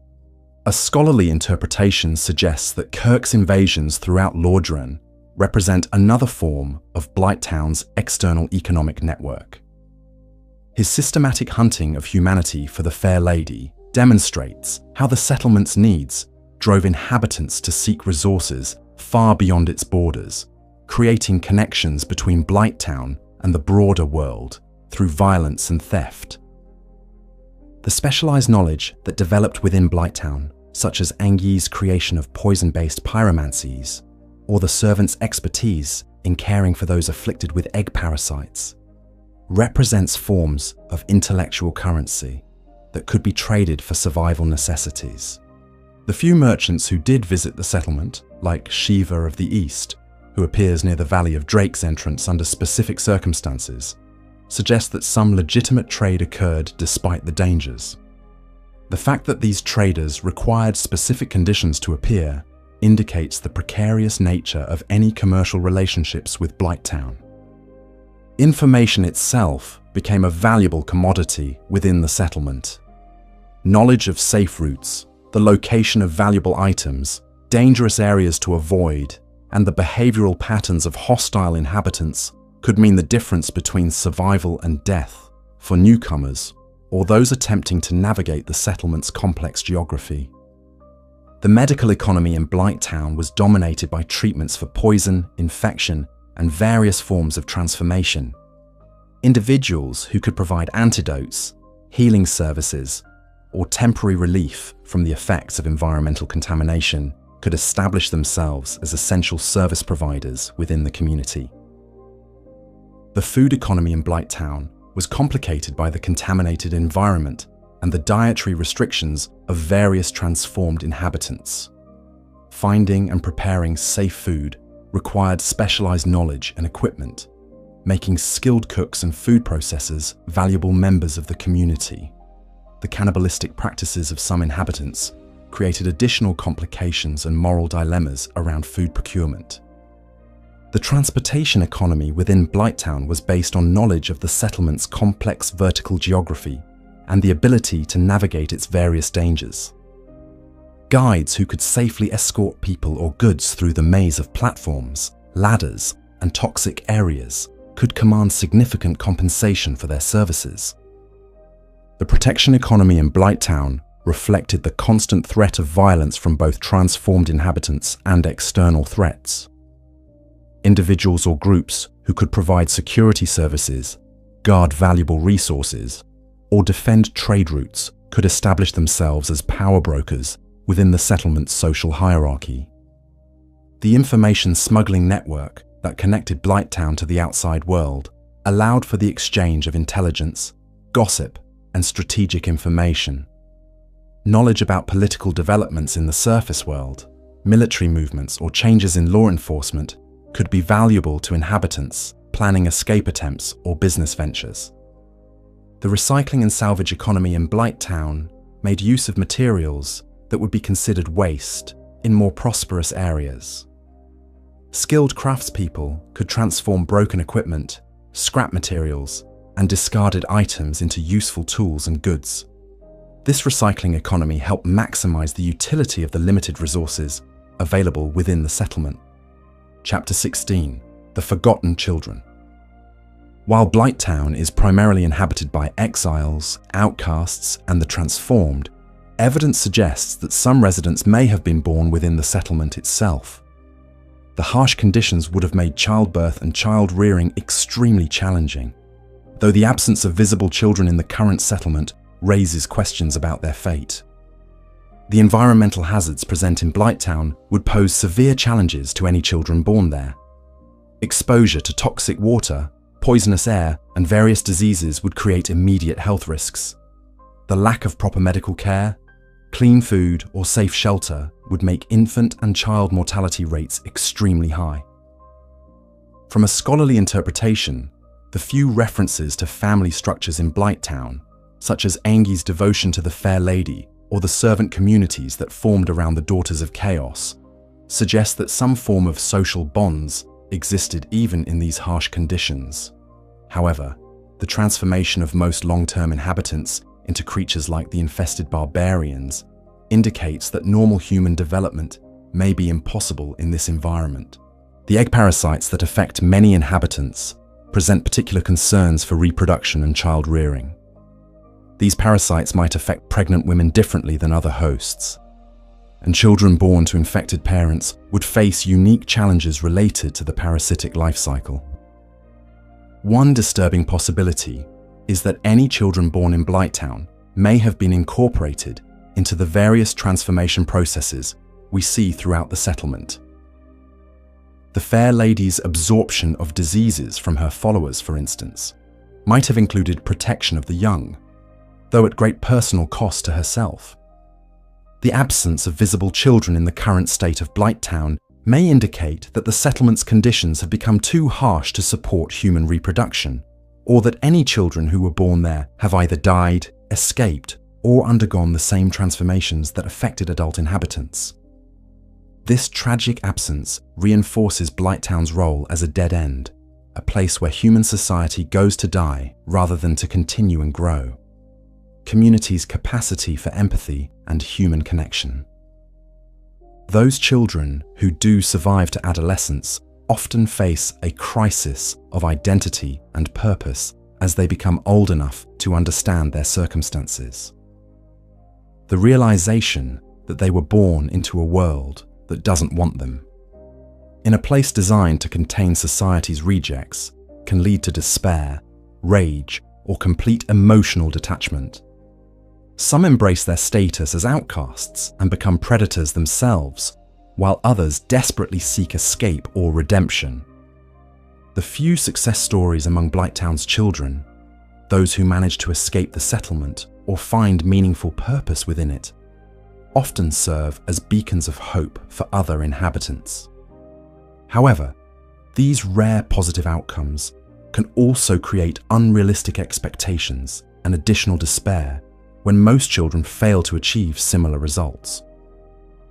The intergenerational transmission of trauma in Blighttown creates cycles of suffering that extend far beyond individual lives. Parents who were themselves raised in the settlement often lack the emotional resources and knowledge necessary to provide better care for their own children. The patterns of violence, neglect, and survival-focused thinking get passed down through generations, making positive change extremely difficult to achieve. The absence of coming-of-age rituals or formal recognition of the transition from childhood to adulthood means that Blighttown's young people often remain in psychological limbo. Without clear markers of maturation or achievement, They may struggle to develop adult identities and take responsibility for their own lives and the welfare of others. Chapter 17. The Undead Curse in Blighttown's Context. The relationship between the undead curse and survival in Blighttown creates unique complications that affect how inhabitants experience this hostile environment. While undeath might seem advantageous in such dangerous conditions, the reality proves more complex.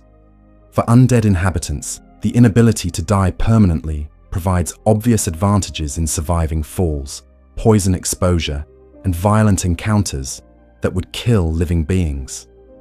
This resilience makes them suited to dangerous activities, like navigating unstable platforms or handling toxic materials. However, these apparent benefits come with significant psychological costs. The process of repeatedly dying and returning to life in Blighttown's environment could potentially accelerate the hollowing process.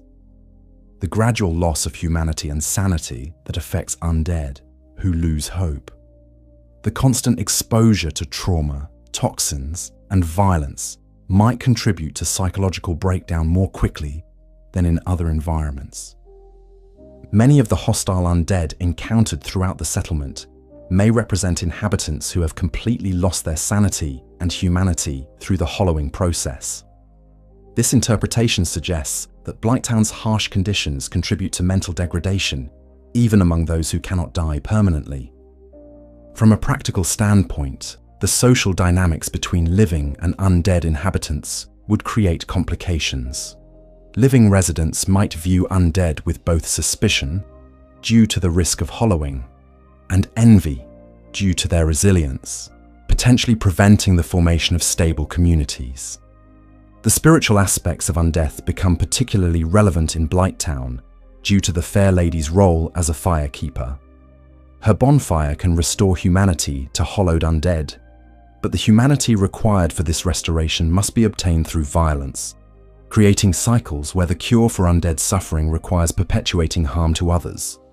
The spiritual aspects of undeath become particularly complex in Blighttown due to the presence of the Fair Lady and her role as a firekeeper. The bonfires that she maintains can restore humanity to hollowed undead, but the humanity required for this restoration must be obtained through violence and killing. This creates a cycle where the cure for undead suffering requires perpetuating the violence that creates more suffering. The interaction between undeath and the various transformation processes in Blighttown creates unique forms of corruption. Undead, who are infected with egg parasites, may experience different symptoms than living hosts. The parasites might exploit the undead's supernatural resilience to create more extreme forms of transformation, or they might be unable to properly complete their life cycle in undead hosts. The relationship between undeath and environmental poisoning in Blighttown raises questions about whether undead can be truly immune to the settlement's toxic effects. While they may not die from poison exposure, they might still experience gradual corruption or transformation. The accumulated damage from repeated exposure could manifest in ways that are worse than death. The tactical advantages that undead possess in combat situations make them valuable allies, but also dangerous enemies.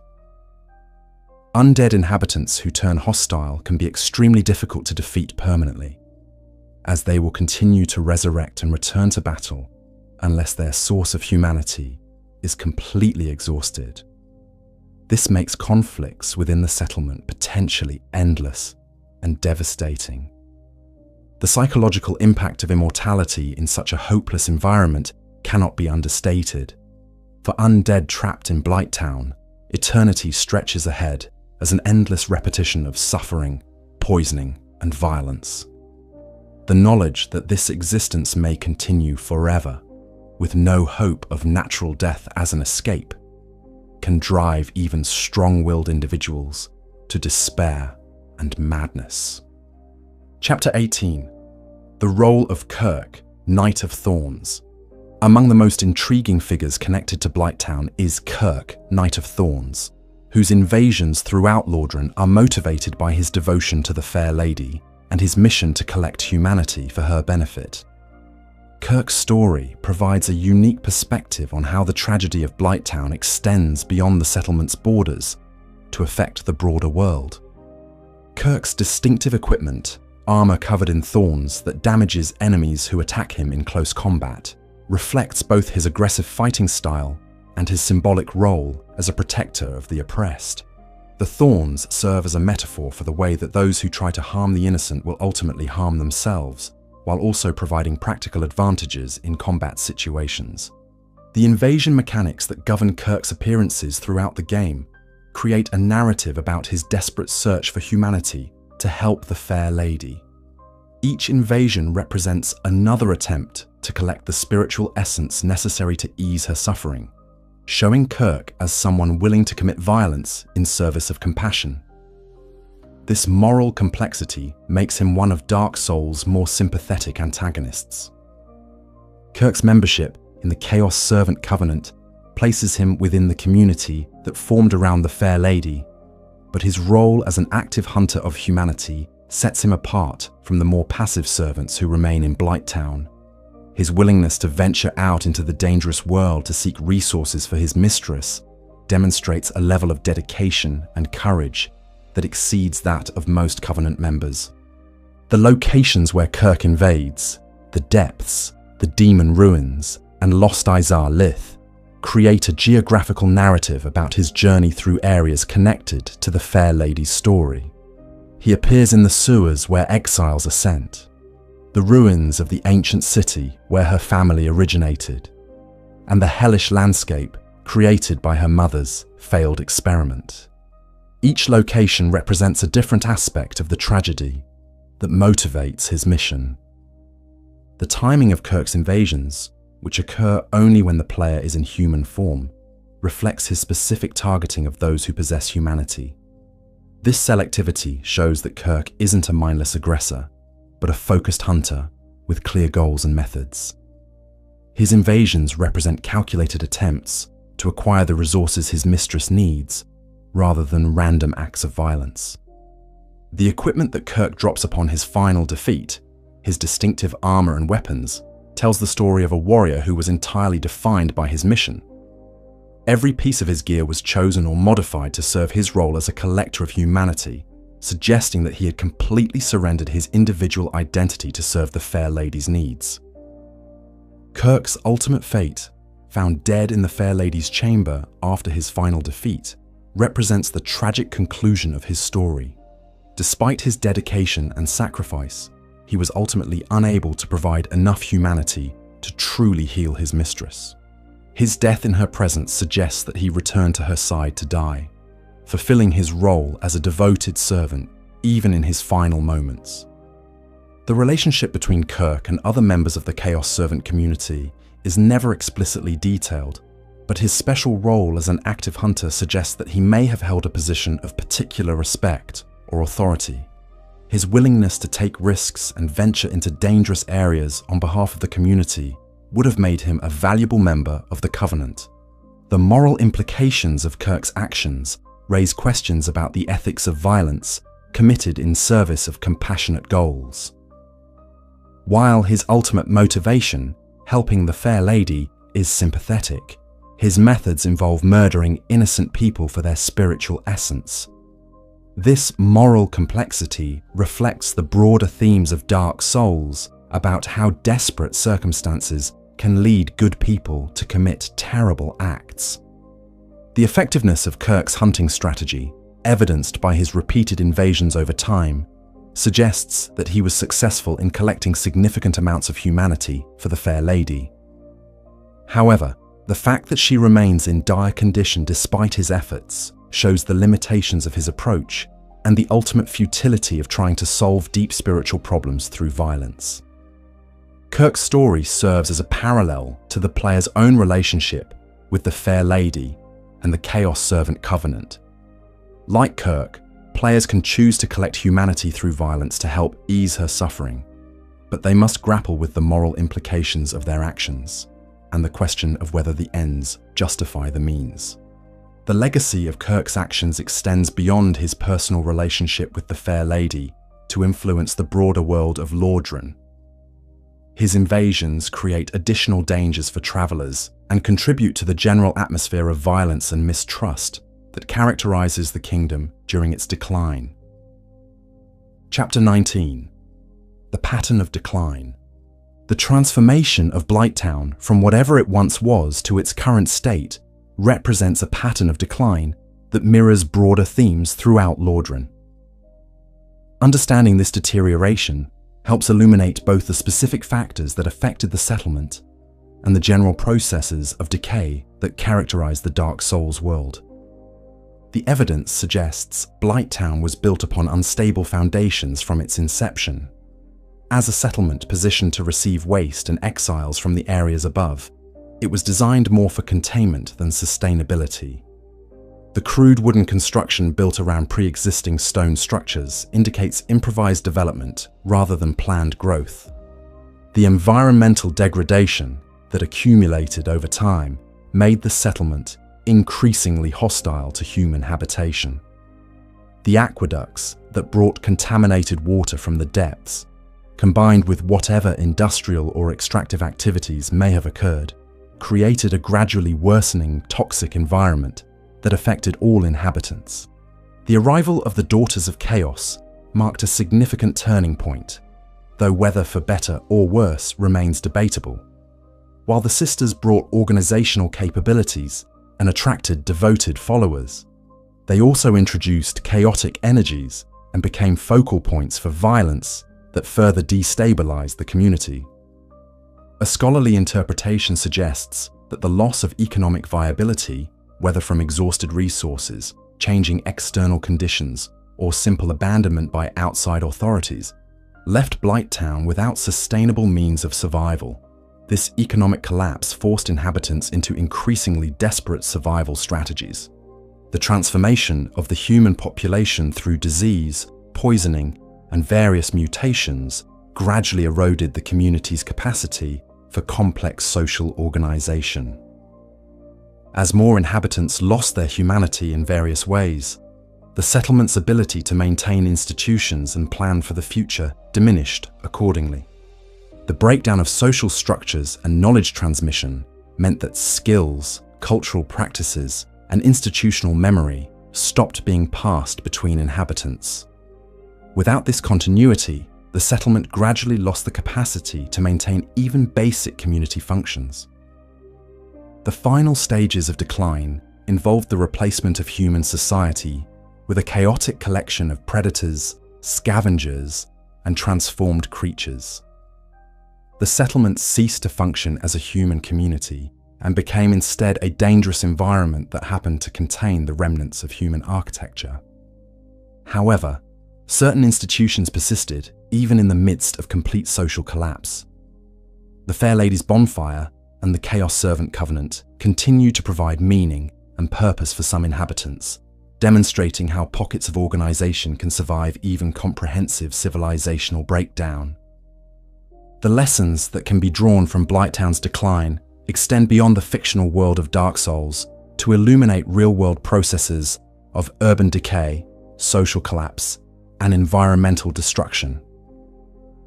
The settlement story shows how multiple problems can interact and reinforce each other to create downward spirals that become extremely difficult to reverse once they reach a certain point. Chapter 20. The Legacy and Symbolism of Blighttown. As our journey through Blighttown's complete lore draws to a close, it's important to consider the broader significance of this infamous location within both the Dark Souls universe and gaming culture as a whole. Blighttown stands as more than just a challenging area to navigate. It represents a masterpiece of environmental storytelling that addresses themes of social abandonment, environmental destruction, and human resilience in the face of impossible circumstances. The symbolic significance of Blighttown as a representation of society's forgotten underclass cannot be overstated. The settlement serves as a physical manifestation of what happens when societies choose to ignore their most vulnerable members, rather than address the root causes of suffering and inequality. The toxic environment that poisons everyone who lives there represents the way that social problems, when ignored, inevitably spread beyond their original boundaries to affect the broader community. Blighttown's role as a vertical dungeon that must be descended into reinforces mythological and psychological themes about journeys into the underworld. Like Dante's descent through the circles of hell, or various mythological journeys to the realm of the dead, the player's exploration of Blighttown represents a confrontation with the darkest aspects of the world and human nature. The fact that this descent is necessary for progression through the game makes it impossible to ignore these uncomfortable truths. The environmental storytelling techniques used throughout Blighttown have influenced countless other games and established new standards for how locations can tell stories without relying on explicit exposition or dialogue. Every element of the settlement's design, from its crude wooden architecture to its poisonous swamp, contributes to a narrative that players can discover through exploration and observation, rather than cutscenes or text dumps. The technical challenges that Blighttown presented to players, particularly in its original release with its notorious frame rate problems, created a unique form of shared cultural experience among Dark Souls players. The settlement became infamous, not just for its difficulty and unpleasant atmosphere, but for its ability to bring even powerful gaming systems to their knees. This technical infamy became part of the location's identity and legend. The moral and philosophical questions raised by Blighttown's story continue to resonate with players long after they've completed the area. The settlement forces players to confront uncomfortable questions about social responsibility, environmental stewardship, and the human capacity for both cruelty and compassion. These themes give the location depth and meaning that extends far beyond its mechanical challenges. The community of Dark Souls players has developed its own folklore and culture around Blighttown, creating memes, strategies, and shared stories that have kept the location relevant in gaming culture for over a decade. The settlement has become a rite of passage for series fans and a benchmark for measuring both player skill and game difficulty in the broader gaming community.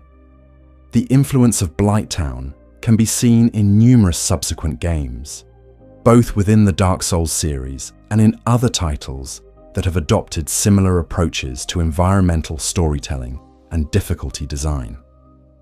The poison swamp areas that appear in later From Software games are direct descendants of Blighttown's design philosophy, while the settlement's approach to telling stories through environmental details has been adopted by countless other developers. The redemption arc that some players can facilitate through their actions in Blighttown, particularly through their relationship with the Fair Lady and the Chaos Servant Covenant, provides hope and meaning within an otherwise bleak narrative. The ability to ease suffering, even temporarily, and to find purpose in service to others represents one of the few genuinely positive outcomes available in the Dark Souls universe. The artistic achievement represented by Blighttown's design and implementation demonstrates the medium of video games' unique capacity to create immersive experiences that combine visual, auditory, and interactive elements to tell complex stories. The settlement exists as a work of art that could only be fully realized through interactive media, making it a landmark achievement in game design and digital storytelling. The ongoing discussion and analysis of Blighttown within gaming communities shows how well-designed game locations can become subjects of serious critical analysis and interpretation.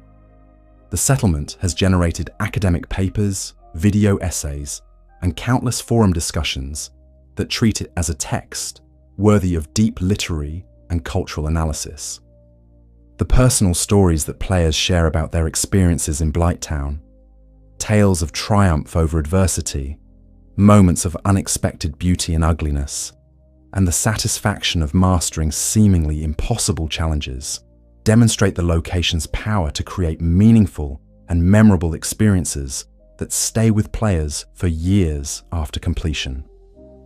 The technical lessons learned from Blighttown's development and the community's response to its challenges influenced subsequent game design decisions throughout the series. The developers' acknowledgement of the area's problems and their efforts to address them in later releases show how player feedback and criticism can drive positive changes in game development. The enduring popularity of Blighttown as a subject for content creators, speedrunners, and challenge run participants demonstrates the location's continued relevance and appeal within gaming culture. The settlement has become a testing ground for player creativity and skill that continues to generate new content and discoveries more than a decade after its initial release. As we conclude our deep dive into the lore of Blighttown, we're left with a complex tapestry of human suffering, environmental destruction, and social collapse, but also with examples of compassion, sacrifice, and resilience that shine all the brighter for their contrast with the surrounding darkness. The settlement stands as a testament to both the worst and best aspects of human nature, and its story continues to resonate with players who recognize in its toxic depths reflections of real-world struggles and injustices. Blighttown reminds us that even in the most hopeless circumstances, meaning can be found, connections can be made, and small acts of kindness can provide light in the darkness. The Fair Lady's sacrifice for her servants, Aing Yi's devotion to his mistress, and Kirk's tireless quest to ease suffering all demonstrate that humanity can persist even in the most inhuman conditions. The legacy of Blighttown extends far beyond its boundaries within the game world to influence our understanding of environmental storytelling, game design, and the power of interactive media to create meaningful artistic experiences. It stands as one of gaming's great achievements in creating a location that is simultaneously repulsive and fascinating, challenging and rewarding, hopeless and somehow beautiful in its tragic completeness. And so concludes our deep dive into the complete lore of Blighttown. We've explored its architecture of despair, its communities of suffering, its economic systems built on exploitation, and its ultimate transformation from human settlement to monstrous domain. We've discovered how environmental storytelling can create rich narratives without a single word of dialogue, and how the most challenging gaming experiences can also be the most memorable and meaningful. The story of Blighttown continues to resonate because it speaks to universal human experiences of abandonment, struggle, and the search for meaning in difficult circumstances.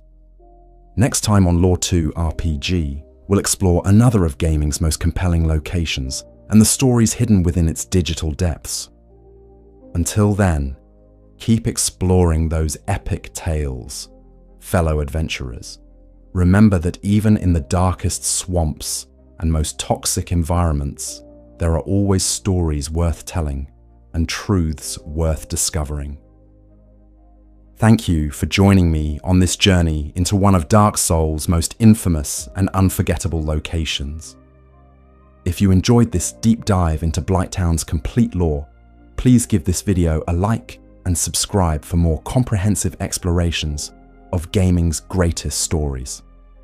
Your support helps make these epic journeys possible, and there are so many more tales waiting to be uncovered in the vast worlds of our favorite games. The style bears a striking resemblance to the architecture found in Lost Izalith, suggesting that parts of Blighttown may have once been connected to or part of that ancient city before the Witch of Izalith's catastrophic experiment transformed everything.